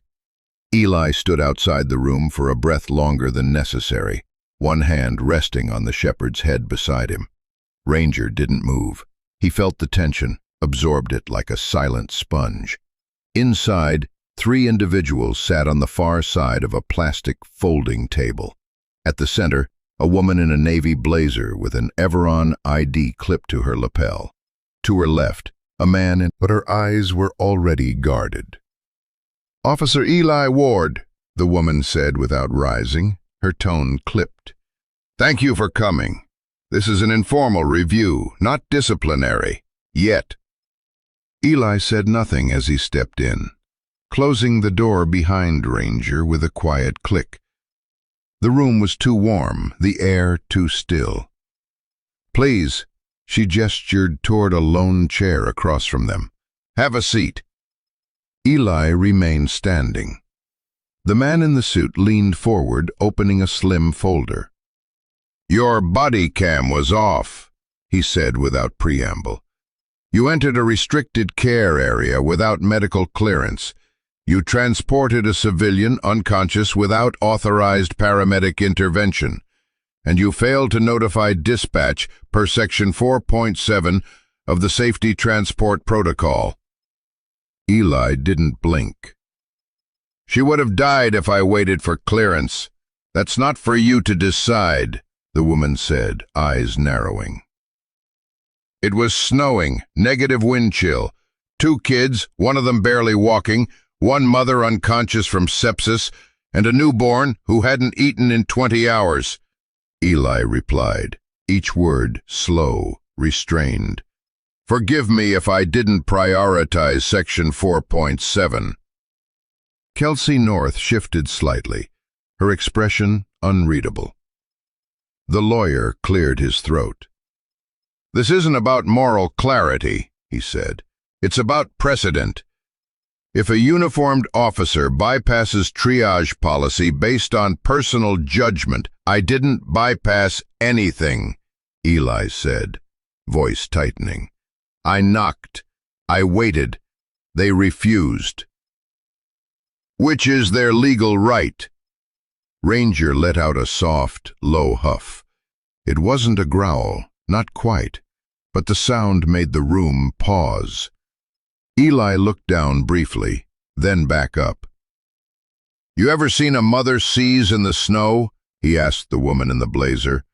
"Foam at the mouth, arms jerking like wires, snapping under frostbite? You ever see a kid wrap himself around her body like that's gonna stop her from dying?" The woman looked away, but the lawyer didn't flinch. "This isn't emotional theater, officer. It's about liability." Eli leaned forward just slightly, placing both hands on the edge of the table. "No," he said, "it's about humanity. And maybe the fact that a German shepherd understood that better than most of us in uniform." The room fell quiet. Even the flickering light above seemed to pause in its buzzing. Just then the door creaked open. Noah. The boy stood barefoot, wearing hospital socks and a too large hoodie that smelled like antiseptic. His cheeks were red from crying. He clutched a stuffed animal, something donated, frayed and nameless. "I heard yelling," he said softly. Eli leave, even when we were cold, and Mom was shaking. Even when the people inside said to go away. Tears welled but didn't fall. He looked to Eli. "Are you in trouble?" Eli opened his mouth, then closed it again. His hands curled slightly at his sides. The woman in the blazer shifted uncomfortably. "Noah, this is just a meeting. We're talking about how things happened." "You mean how you didn't let us in?" Her mouth opened. No words came out. The boy turned to the lawyer. "If someone you loved was dying, would you wait for a paper to say it's okay to save them?" Silence. Ranger moved beside the boy now, brushing his side. Noah's small hand dropped automatically to the dog's head. "I don't want him to get in trouble," he whispered. The room, which had felt too warm before, now felt like it was holding its breath. Kelsey finally stepped in, placing a gentle hand on the boy's shoulder. "No one here's going to hurt him. You don't need to worry." Noah nodded once. "Okay." He looked at Eli again. "Are we safe now?" Eli's throat caught. "Yeah," he managed. "You're safe now." Noah nodded, satisfied. Then, quietly, he turned and followed Kelsey out the door, Ranger trailing protectively behind them. The room stayed quiet for several seconds after it closed. The lawyer exhaled. "We'll reconvene," he said awkwardly, gathering his folder. "Lieutenant North, please follow up with Officer Ward regarding any next steps." The woman in the blazer stood, smoothing her skirt like brushing off the moment. "Thank you for your time." They filed out in silence. Eli was left alone with the hum of overhead light and the warmth of a child's words hanging in the air like judgment. Outside the door, Ranger was waiting. It was just past 2 a.m. when the wind picked up. Outside the clinic's side entrance, the motion sensor lights clicked on, flooding the icy parking lot with sterile brightness. A figure emerged from the dark. Fast steps, thin coat, shoulders hunched as if weighed down by more than just the cold. Eli had been sitting near the back corridor, a styrofoam cup of cooling coffee resting in his hand. He felt the shift before he heard it. Ranger lifted his head first, ears taut, body alert. One deep breath and the shepherd was on his feet. The door buzzed. Eli stood. Through the glass, a man in his early 30s paced restlessly outside. His features were sharp, skin pale under the street lamp glow, a jaw that never quite unclenched, eyes that flicked in every direction. He looked like someone who hadn't slept for weeks, or who had things chasing him in sleep. Eli opened the door halfway. "Can I help?" Glancing past Eli, trying to look inside. "I'm their father." Ranger stepped forward, placing himself firmly between the doorway and the stranger. No bark, just a steady, low growl that seemed to vibrate through the concrete. Lucas stiffened. "Call him off." "No." The wind howled between them, blowing snow against the doorway like fine sand. "I have rights," Lucas said, but his voice cracked. He tugged at the sleeves of his coat, frayed, too thin for the season. "They're my kids." "You disappeared," Eli replied quietly. "They ended up living out of a car. Grace nearly died. Noah hasn't spoken a full sentence to a stranger since December." Lucas's face twitched. "That's not. Look, I made mistakes. I wasn't ready. But I'm here now." Ranger growled again, deeper this time. "That dog's not wagging," Lucas said, stepping back instinctively. "What is your problem?" Eli's gaze didn't waver. "Dogs know what you won't admit." Lucas tried to laugh, but it came out wrong, too sharp, too brittle. "You think I'm the villain. I didn't beat her. I didn't lay a hand on those kids. I just left." "Yeah," Eli said softly, "and left a crater behind." Lucas's eyes darted to the corners. "Where are they?" "Sleeping. Inside. With a heating blanket and a nurse on standby. For once." He took a step forward, close enough to the threshold that Lucas had to either retreat or escalate. The man didn't choose either. He froze. "I'm not the enemy," Lucas muttered. "You don't know what it's like to be buried alive in this system. Every door slamming shut before you even knock." Eli said nothing. The silence hung there for several beats. "I came for them. That should count for something." "It counts," Eli nodded.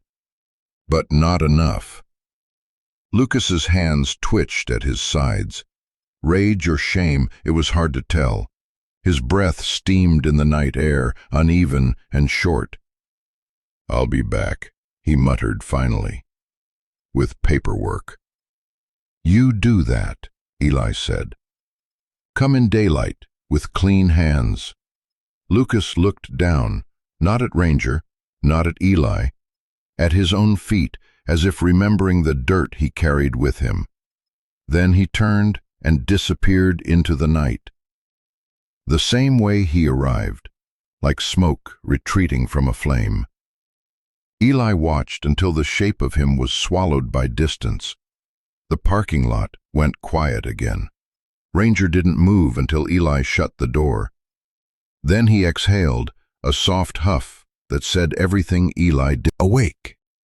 Grace stirred, lids fluttering. For the first time since the fever broke, her head felt more than a tangle of fog. She blinked toward the doorway and saw him. Ranger lay just inside the threshold, paws crossed, ears relaxed yet alert. Frost still ringed the tips of his fur from midnight patrols. But his gaze was warm, steady, 2 amber lanterns in the half-lit room. A small, disbelieving smile touched Grace's lips. "I trust that dog," she whispered, voice still crackling with recovery. "More than I ever trusted Lucas." From the far corner, a figure straightened. Eli, holding 2 paper cups that steamed faintly in the chilled air. He had spent the last hour coaxing sludge from the vending machine coffee pot and pacing the corridor, replaying the encounter with Lucas like shards in his pocket. Now he stepped forward, passing 1 cup to Grace with careful hands. "He earned that trust," Eli said quietly. "And you're not alone." Grace accepted the cup. The cardboard was hot against fingers still recovering from intravenous tape. She inhaled the bitter scent, cheap coffee but real warmth, and eased back against the pillow. Her eyes never left Ranger. The shepherd's tail thumped once, politely, before going still again. "Lucas was here," she murmured, half question, half confirmation. "Early morning," Eli nodded. "Tried the side door, said he wanted the kids." Grace closed her eyes. A slow exhale shuddered from her chest. "Of course he did." "He's gone, for now," Eli added. "Security has his description. Judge Whitmore's order for temporary protective custody covers the clinic, too." Silence settled between them like snowfall. Soft, weightless, yet undeniable. They sipped in tandem, the plastic lids popping with each quiet drink. Grace stared at the cup, turning it between her fingers. "Do you ever stop feeling guilty?" The question slipped out, raw and sudden. "When you can't protect them from everything?" Eli's gaze drifted to the window where dawn blushed over white fields. He thought of Anna, of a locked ER door, of Lucas's jittery silhouette in the parking lot. "No," he answered honestly, "you don't." Her. Haven blinked at the sunlight, then settled again, safe in the cradle of family. Eli set his cup on the windowsill and watched them. 3 lives stitched back together by a dog's silent vigil and a night that refused to kill hope. Outside, reporters gathered near the entrance, lenses hunting for statements, but in this room the world had narrowed to a single, breathing moment. Coffee cooling, winter light growing, a mother's hand smoothing a child's hair. Grace's eyes glistened. "Thank you," she said. Not to any one of them in particular, but to all of it. The dog on the floor, the man by the window, the fragile dawn that proved survival. Eli offered a quiet smile. "Drink your coffee before it gets cold. Hospital brew's terrible even on a good day." She gave a huff of something like laughter. "Deal." And for a while, that was all. No plans, no legal talk, no looming threats, just the soft clink of styrofoam, the whisper of IV tubes, and the steady pulse of a dog who refused to leave his post. The silence between sips was not empty, it was restorative, like deep breaths after a long cry. When the clock finally ticked toward 7, hospital lights brightened to day shift levels. Footsteps shuffled outside, and a nurse peeked in with morning meds. Eli gathered the empty cups. Grace reached for his wrist before he turned. "Stay?" He glanced at Ranger, then at the children curled beside her, and nodded. "Yeah, I'll stay." Because sometimes safety wasn't a locked door or a signed court order. Sometimes it was a battered shepherd asleep across the threshold, and two people sharing bitter coffee in the early light, promising, wordlessly, to keep watch for each other in a world that kept trying to look away. The newsroom of the Aspen Ridge Gazette was really just an aging clapboard house where carpet met plywood in uncertain seams, and the heat clicked on with a cough. But at 8:14 a.m., its single back office felt like the epicenter of a quake only Ethan Ward could feel coming. Empty coffee mugs ringed his desk. A sleeping bag lay rolled in a corner, evidence of another night he hadn't bothered to drive home. On the monitor glowed a headline he'd revised 47 times. "Turned away in the cold, when rural medicine closes its doors." Below it, a still frame of Ranger braced against the wind, Noah half hidden in the dog's shadow, Eli carrying Grace toward a clinic that had already decided their worth. Ethan read the opening paragraph once more, lips moving without sound. It took 6 minutes for bureaucracy to nearly kill a mother in Willow Creek, Montana. It took a forgotten cane. Wasn't a blog post. It was marrow. He clicked. For a heartbeat, nothing happened. Then the little green dot appeared, live. The tremor began. 8:17 a.m. An aerospace engineer in Seattle retweeted the story with the caption, "This could be my kids." 8:19 a.m. A pastor in Alabama emailed Ethan a thank you prayer and a PayPal screenshot. 8:22 a.m. The view counter passed 10,000. His last investigative piece had taken 3 weeks to reach half that. Ethan leaned back, rubbing the grit from his eyes.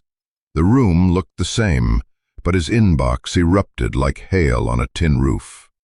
Pings, dings, vibration rattles. He opened one at random. "My husband died in an ambulance because our county hospital shut down nights. Your story is ours. What can I do? Terry, Kansas." Another. "I'm a labor nurse. We've been begging the board for heat lamps in triage. Thank you for making them look. Marla, Ohio." By 8:45, the Gazette's donation link, quietly anchored at the end of the article to help the Langley Children and Rural Care Advocacy, spiked past $12,000. Ethan watched the bar climb like mercury in July. $14,200, $17,650, $19,300. Each ping was a name, a line of hope. For Noah and Haven, for Ranger's kibble, for every locked door. The analytics page blinked. 1 million views. Ethan exhaled a shaky laugh. He swiveled in his chair, catching his reflection in the dusty window. gray streaks in his 24-year-old hair, dark crescents under his eyes, but there was fire there too, reflected city light bright. The phone rang, a real landline that hadn't rung in months. He scrambled for the receiver. "Ethan Ward, CNN Digital," said the voice. "We want your footage on the home page, credit intact. Possible on-air panel tonight?" Ethan pinched the bridge of his nose. "Let me check with sources." He hung up before he could promise anything.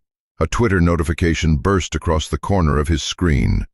Hashtag let them in, trending worldwide. Hashtag Ranger stayed right behind it. Some clever user had looped the exact moment Ranger planted himself before the clinic door, captioned, "We don't deserve dogs." 10,000 retweets in 20 minutes. Ethan refreshed the comments on his article. One, pinned by readers, read, "Hospitals may close their doors, but loyalty sleeps on the threshold." He swallowed. This was no longer journalism, it was spark and tinder. He hoped to God the flames would bend toward change, not just outrage. By 9:22, Ethan's voicemail was stacked with radio producer. Hit $58,000. He texted Eli, a number he'd gotten with reluctance and caution. "Ethan, stories up, 2 men's views, money pouring in, all headings anonymized, you, Grace, the kids, dog still famous." Eli, "Thanks." Ethan, "People want to help. Do I funnel through the clinic or set up independent trust?" Eli, "Independent. Clinic still figuring out which pocket it has." Ethan, "Copy that." A simple copy that, but Ethan imagined the faint smile it might have coaxed. At 10:03, an email arrived from a rural midwife collective offering blankets, formula, and volunteers for Willow Creek once roads cleared. Another from a tech CEO pledging to match every dollar up to $100,000. Ethan rocked back in his chair as sunlight crept across the peeling linoleum. His lungs felt too small for the air, but in the best way, like mountains after sea-level living. He clicked refresh. $2,487,930 views. The viral video, now embedded in the article, had morphed. Users slowed it down, added piano soundtracks, highlighted Ranger's tail subtly touching Noah's leg as snow whirled around them. In one version, captions read like scripture. "When the world shuts the door, love stands guard." Ethan didn't mind the poetic license. Facts were intact. Hearts were engaged. Systems, as rigid as they were rattling. A final ping, a message from Richard Kinsey, PR director at Everon. "Mr. Ward, Everon Health Systems requests an interview at your earliest convenience. We are reviewing triage procedures and value your insights." Ethan smirked, closed the laptop, and finally stood.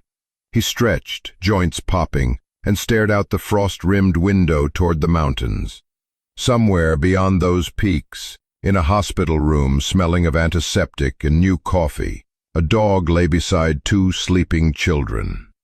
Their mother, still tethered to IV lines, was alive because a stranger wouldn't look away. And now 2 million others couldn't either. Ethan grabbed his coat. His article, and the digital wildfire it sparked, would keep raging without him for an hour. He figured the least he could do was show up with real blankets and see how many names on his donation list would follow. He stepped into the snow-bright morning, the Gazette sign creaking overhead, and felt the wind carry the first ember of something larger than outrage. Hope, viral at last. The Aspen County Courthouse stood weathered on the edge of town, peeling columns, chipped steps, and a brass clock always 5 minutes slow. But inside, everything moved with precise rhythm. Whispered codes, rustling paper, truths laid bare under cold fluorescent light. Courtroom 3B filled quietly that Monday. Reporters, locals with coffee, her navy dress and wool wrap, chosen by her son from donations, framed a woman standing tall. Her eyes were tired but steady. Noah followed close, hand in hers, the other gripping Haven's stroller like it held the world. Beside them padded Ranger, freshly groomed, his K9 harness polished, badge gleaming. He didn't flinch at the cameras. At the defense table, Caleb Lucas shifted in a stiff gray rental suit, flanked by Derek Vance, his silver-haired attorney, whose charm came with expensive cufflinks and rehearsed sympathy. Across the aisle, Grace's lawyer, Dana Rhodes, prepared her case in quiet efficiency. Then came Deputy Marshal Eli Barrett, in full-dress uniform. His presence filled the rear pew like a final line of defense. Calm, grave, unshakable, his gloved hand rested gently on Ranger's back.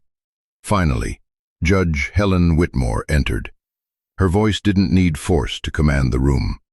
Case number 25-C-1187, Langley versus Lucas, petition for sole custody. The courtroom rose, then silence. Vance spoke first, presenting Lucas's improvements: leased apartment, parenting courses, income statements. Our concern is not character but capability, he said, gesturing toward Grace. Dana Rhodes countered, capability includes emotional safety. She referenced Noah's actions the night of the snowstorm, keeping his baby sister alive while their father was nowhere to be found. We'll present evidence of abandonment and the therapeutic role of the K9 Ranger.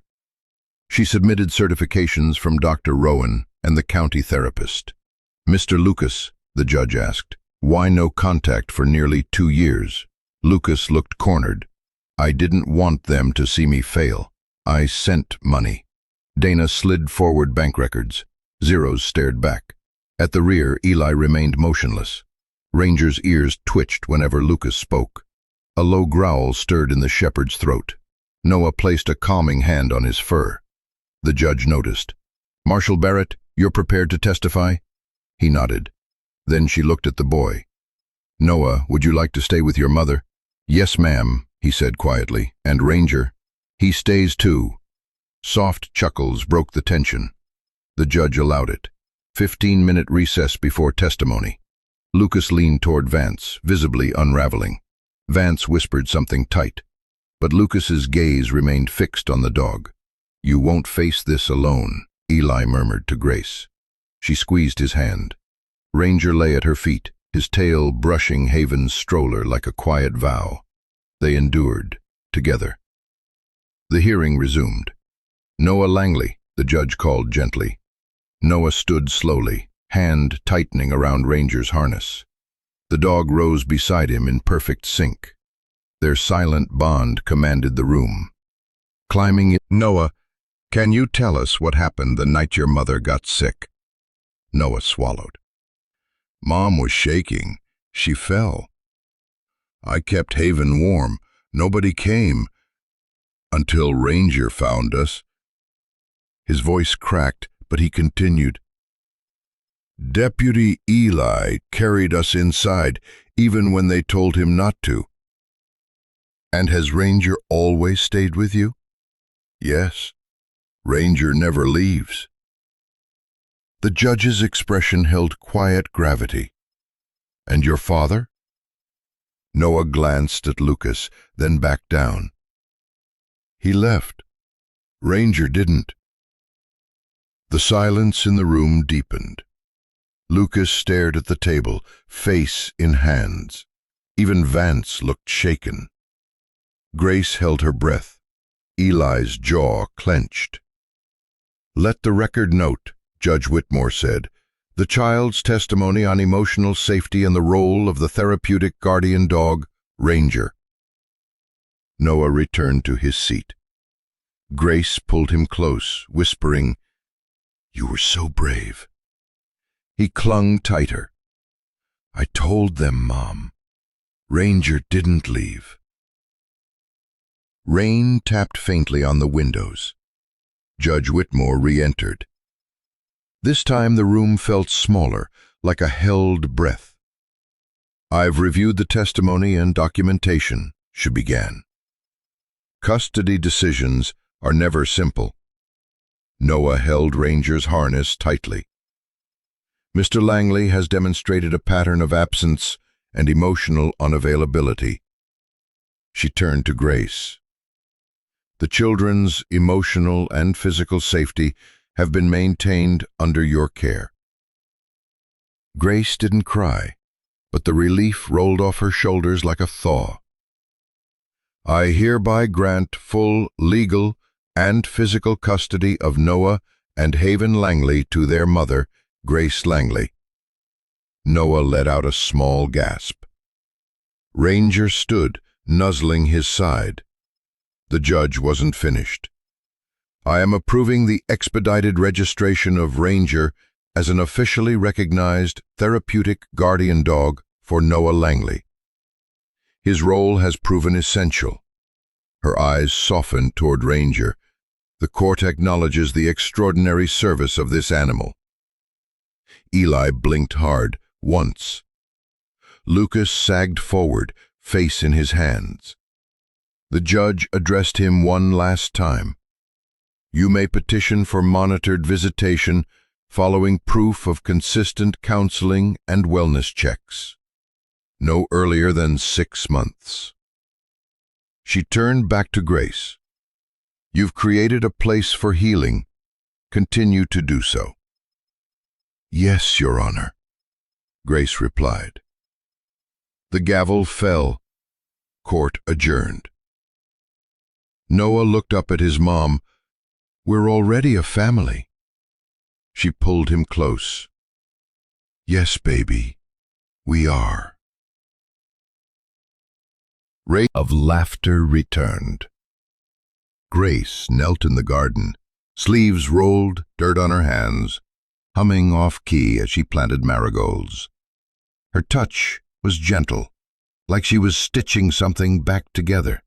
Nearby, Haven built a fortress of plush toys, a dandelion crown perched askew on her head, and another placed atop Ranger's. The shepherd didn't flinch, just closed his eyes, breathing in trust. At the fence, Eli drove a new plank into the soil. The post had rotted before the frost, but no one had stayed long enough to care. Now there was laughter behind him, real and golden. Noah ran across the yard, chasing a kite that stuttered in the air, like it didn't believe it could fly. But he did, his joy rising, legs kicking up dust. Eli paused, hammer in hand. That boy, who once barely spoke, now flew like wind itself had taken root in his chest. Grace rose, brushing dirt from her jeans, and met Eli halfway to the porch. Their eyes held. Not romantic, not defined, but full of quiet recognition. Still here, still standing. "Garden's looking good," Eli said, nodding toward the green. "It's stubborn," Grace replied, smiling. "Keeps coming back after frost. I think I like that." Eli tapped the fence. "This'll hold now. Ground solid." She looked at him. "So are we." A sneeze from Ranger made Haven giggle. She kissed his snout, ribbon trailing from her tiny hands. Grace's eyes watered, but she let it stay. "Strange," she said softly, "how a dog can make us feel whole again." Eli shook his head. Not strange at all. He thought of Anna, of the empty space in his life, and how a boy once knocked on his door in a snowstorm and Ranger didn't bark. "Some things," Eli murmured, "don't need fixing. They just need room to breathe." Grace sipped cold coffee from a chipped mug. "I used to dream of white walls and big windows. Now, give me this garden, that fence, and those 2 weirdos in mismatched socks. And that 4-legged bodyguard," Eli grinned. "Especially him." Noah ran over, cheeks pink. "Mom, can we have pancakes for dinner?" "Pancakes?" she teased. "Uncle Eli said real cowboys eat 'em at night." Eli lifted his hands. Might have said that. Grace gasped in mock scandal. Well, if it's cowboy law. Noah whooped and raced back, Ranger in tow, tail high. Eli turned to her. You ever think we'd get here again? Breathing easy? Grace looked at her son. No, but I'm glad we did. They stood side by side in sacred stillness, watching children chase joy, a dog stretch in the sun, and a future take root. But gaze steady, still watching. Noah shaded carefully. Ranger's eyes were already perfect. His real signature. He added wings next. Not feathery, but golden arcs, wide and warm, not heavy. Angels shouldn't look heavy. Ranger chuffed beside him. Noah looked up. You see it? He held up the drawing. Ranger blinked once. You're my four-legged angel, Noah whispered. I know people don't say that about dogs, but you are. He looked down at the page, then back to Ranger. You remember the night Mom got sick, when I didn't know what to do? His voice cracked. You didn't leave. He reached out, brushing the shepherd's thinning fur. I used to think angels had to fly, but maybe they just stay. Grace entered, towel over her shoulder, hands damp. She paused, taking in the sight. Her son curled against his dog, sketchbook glowing in the light. She knelt quietly beside them. Do you think he knows? Noah asked, holding up the drawing. I think, she said, smoothing a strand of hair from his temple, he's always known, even when we didn't. He nodded, then handed her the sketch. You gave him wings, she murmured. He already had them, Noah whispered. I just drew what I see. Ranger's eyes closed at last, peaceful, trusted. Outside, the wind nudged the screen door, leaves rustled. Grace traced the wings with her finger. He'll always be watching. I know. Time softened in the stillness, the kind of quiet that carried stories like old songs across wood grain. Later, Bruno, the younger dog, lay sprawled in the same sunlit spot, his body relaxed, paws twitching in dreams only he could see. Clara toddled past in mismatched socks, wooden spoon in hand, tapping Bruno's side gently. He didn't move, didn't need to. From the porch swing, Eli watched her march across the yard like she ruled it. His arm curled around Grace's shoulder, her cheek resting near his collarbone. She's fearless, Grace whispered. She has every reason to be, Eli replied. She's seen love win. Wind chimes stirred softly. A blue jay called nearby. The world didn't shout anymore, it just breathed. Inside, the house had changed. Boots of all sizes lined the wall. A drawing of Ranger and Bruno hung crooked on the fridge. The garden grew again. The shadows were still there, but named now. Known. Grace turned to Eli. Did you ever think we'd get here? He looked around at the fence rebuilt, the children sleeping through the night, the old collar on Noah's wrist. I hoped, even when I didn't believe. I used to ask for a miracle. And, her eyes glistened, maybe God did answer, just in his own time. Okay. Grace nodded. We all are. Noah joined them on the swing, sketchbook under one arm, the old collar looped around his wrist. He didn't speak, just leaned against Eli's arm. Bruno huffed at the movement, on alert, even in dreams. Do you think Ranger would have liked it here? Noah asked. Eli smiled. I think he's part of it. Noah nodded slowly. And then they all sat, quiet. A porch, a swing, the creak of wood, the warmth of bare feet. No need for words. Healing doesn't always roar. It arrives in soft wings, wagging tails, and the sound of children discovering they're safe. It looked like this, a family, whole, at peace. The snow came early that year, not a storm, but a soft hush. It clung to pine needles and rooftops, settling like a breath finally released. Willow Creek felt different now, lighter, as if the town had remembered how to exhale. The old clinic had new paint, blue-gray, clean and calm. A sign on the door read, "You matter, come in." Inside, coffee brewed in a corner beside mismatched mugs. The old suggestion box was gone.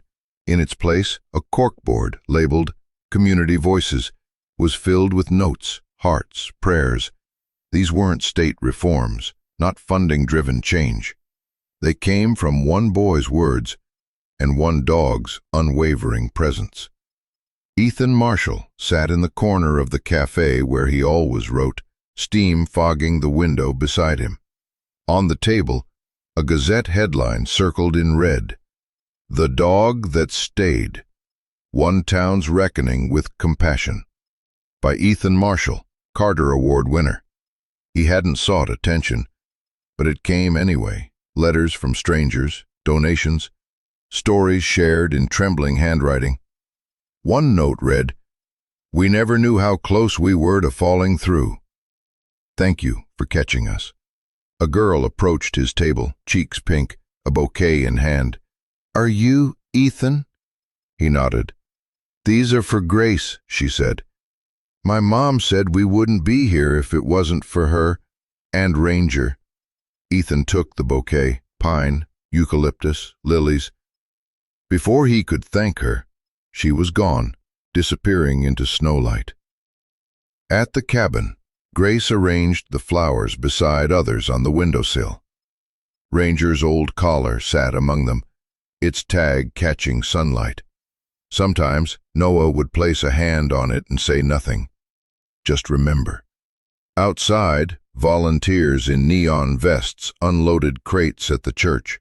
A sign, hand-painted, read, "No one freezes on our watch." None of this began with a miracle. Just a video, a court hearing, a dog, a boy's quiet truth. Eli walked town streets with Bruno at his side. Kids called him the angel dog. Who knows what loyalty means? Noah, at the table, sketched in silence. Not wings this time, but the clinic. People lined up, a doctor smiling, Ranger resting at the door like a greeter. Above it, he wrote, "Still worth saving." That night, Ethan arrived with his award still wrapped in newspaper. "You keeping it?" Grace teased. "I think it belongs here," he said. Noah looked up. Do people really change? Eli poured coffee, setting it beside the plaque. "Sometimes," he said, "they just remember who they were meant to be." And, outside, under a snow-draped moon, the town faced forward. Hesitant, humble, but no longer afraid. Earlier that morning, Eli received an envelope marked confidential. He hadn't opened it until the sun dipped low and silence blanketed the cabin. It was from Captain Breyer. A promotion, assistant chief, a city office, structured days, no more storms, just windows and routine. He read it twice, slower the second time. Ranger lay at his feet, muzzle graying, body still strong. Eli looked down. I know. He murmured. It's a good offer. Ranger didn't move, just looked up with amber eyes that seemed to ask, But is it the right one? From the window, Grace's humming floated out. Clara babbled in the kitchen. Noah's laughter rose from upstairs. And Eli realized he wasn't waiting to leave anymore. A Forest Ranger SUV pulled into the drive. Chief Marlowe stepped out, clipboard in hand. "Mind if I join you?"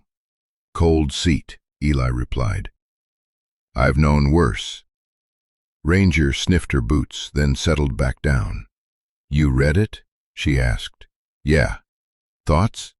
"It's respectable," he said, "but I'm not that man anymore, and I'm not sure I belong there." She nodded. "You've made a hell of an impression here." Eli looked toward the trees. They didn't need saving. They just needed someone to stay. "You think that's you?" "I didn't, but now." Marlowe smiled faintly. You know what we call men like you in the city? Stubborn, rooted. She stood. The promotion stays open 60 days, but I don't think you're going anywhere. She turned at the gate. Town council's reviewing funding for a K-9 unit. Figured you'd want to know. With who as handler? That's for you to decide. The truck pulled away. Eli folded the letter and placed it back in his pocket, unanswered. Inside, Grace met his eyes. Was that Marlowe? City wants me back. And? I told her I think I belong here now. She stepped closer, resting her forehead to his shoulder. No declarations, just quiet understanding. Clara toddled in, one sock on, spoon in hand like a sword. Ranger followed, tail brushing the rug. Eli knelt beside, humming, Noah reading, Clara babbling, and beside him Ranger, not barking, not warning, just there. Upstairs, Noah sketched in his room. Ranger lay beside him, head on paws, eyes half-lidded. The boy whispered, "Hold still, or your nose'll look weird." Ranger huffed, amused. Noah set the pencil down. You're getting older. You don't chase like before. But I'm getting older too, and I'll take care of you now. Ranger stirred, lifting his head into Noah's lap. When you're tired, I'll carry your bowl. I'll help you on the stairs. You stayed when no one else did. Noah pressed his forehead to Ranger's. Promise. Outside, the wind stirred through pines like memory. Eli stood quietly at the doorway listening, drawn by something sacred in the boy's voice. On the floor, the sketch pad showed Ranger in profile, wings of gold stretched behind him. Later, downstairs, Grace read his face as he returned. He okay? Better than okay. She smiled. You heard? I did. They sat together in firelight, not needing words. Grace checked on Clara, then peeked into Noah's room. He was asleep beside Ranger, one arm draped over the dog's side. Their breaths rose and fell in rhythm. She didn't wake them, just stood in the doorway, whispering, Thank you. Though she didn't know to whom, Ranger or something higher. She closed the door softly behind her. The porch wrapped gently around the cabin like a familiar arm, weathered, warm, and worn from years of watching. Fireflies floated through the summer dusk, lanterns for forgotten wishes. Crickets hummed, and peace, real peace, settled in like a hush after a long cry. Grace rocked slowly, the old chair creaking in rhythm. Clara slept on her chest, her breath soft, trusting. A lullaby hummed in Grace's throat, half memory, half melody. The kind her mother once sang, stitched now into the wind. Ranger lay nearby, stretched long across the wood floor, breathing slow. He barely lifted his head when people passed now, but his eyes, still flecked with gold, followed the fireflies with distant amusement. He didn't need to guard anymore, just be. The porch light above them glowed amber, not bright, just enough to say, "We're home." Inside, Eli clinked dishes in the sink. Upstairs, Noah sketched. "I'm drawing a new version of Ranger's wings," he had told Grace earlier. "This one has stars. Even angels need a sky." Grace smiled at the thought. Clara stirred, and she rocked slower, smoothing her daughter's hair. There was no grand moment, just quiet, ordinary, and that was the miracle. After creaked. Eli stepped out, drying his hands. He paused, watching the scene, Grace, Clara, and Ranger beneath the porch light. "You're humming again," he said softly. "I didn't realize." She smiled. Eli joined her on the steps, resting his hand on Ranger's side. The old shepherd opened one eye, then closed it with a contented sigh. "She asleep?" "Out cold. Long day." They sat quietly, the fireflies drifting, the porch light humming. "You ever think we'd get here?" Eli asked. "No," Grace answered, gazing over the yard. "But I hoped." Ranger stirred. Grace looked down at him. "He's slower now." "He's earned it," Eli replied. Grace laughed. "Still checks every room before bed. He's got his rituals."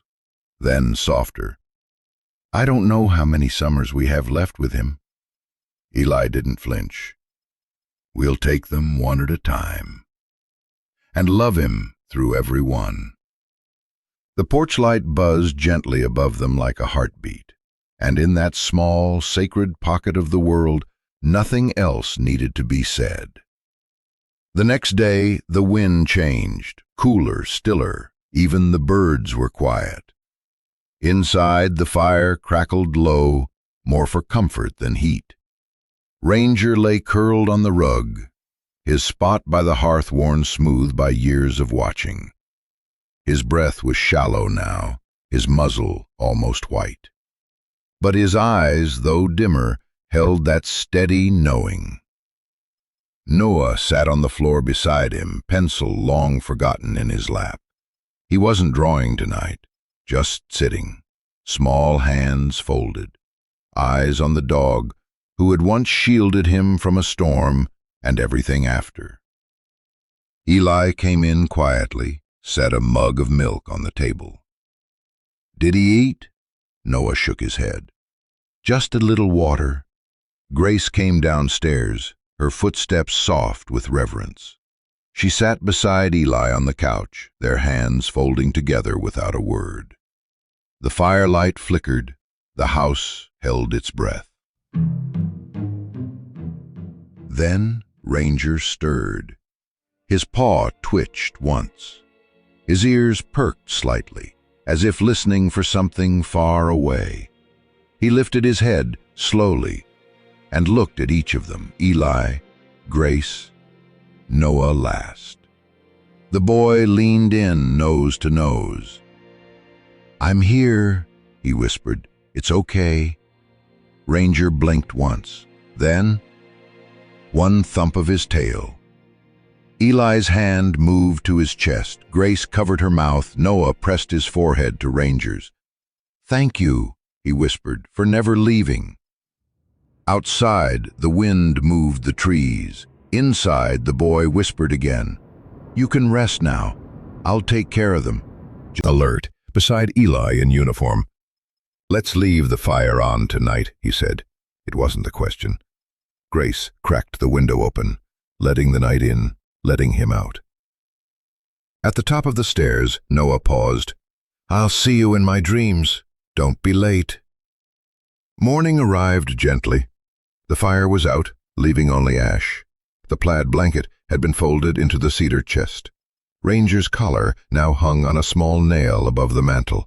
Above it, a new photo frame had been added, last fall's family picture. Eli in uniform, Grace in gray, Clara in mismatched socks. Noah had insisted Ranger sit in the middle. Now Noah stood before it. His hand hovered beneath the glass. "He didn't leave," he said. Grace stepped into the room. "What's that, honey?" "Ranger." "He didn't leave. Not really." She stood beside him. "No," she agreed softly. "He never left." Noah pulled a small bent sketch from his pocket. Ranger with wings, big feathered, careful wings, wings that could carry a lost boy home. He slid the drawing just behind the photo, Ranger's face peeking out. "There," he said. "Now people will know." "Know what?" Grace asked. "That he stayed." She pulled him into a hug. "Yes, baby, he did." Clara toddled in, sock monkey dragging. She pointed at the frame. "Doggy!" "That's right," Noah smiled. "That's Ranger." She plopped beside Bruno, resting her tiny hand on his back. The retriever looked up, then lay back down, accepting the next chapter. That afternoon, Eli came home with flowers in hand and mud on his boots. "They're blooming down by the old trail," he said. Thought he'd like that. Grace placed them beneath the photo on the mantel. No words, just a quiet offering. That evening, they gathered on the porch. Noah with his sketchbook, Grace with her tea, Eli with his stories. The porch light clicked on as the stars arrived, blinking one by one like eyes slowly opening. And if someone had walked by then, past the fence, past the fireflies, they might have seen a family sitting in the warm hush of evening. A boy with drawings, a woman with songs, a man with hands worn from holding. And they'd have known the dog had never really left. Because some spirits stay not in body, but in every soft creak of floorboards, every firefly in the dark, every whisper in the breeze. He stayed, and Bruno, now grayer at the edges himself, lay at Noah's feet, his tail tapping occasionally in rhythm with the crickets.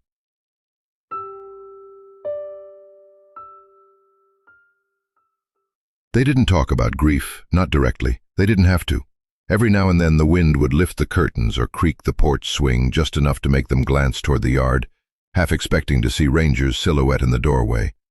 And even though he wasn't there, not in body, they smiled every time they looked, because something in the way the wind moved, or how the star leash on a hook, or paw prints in the dirt.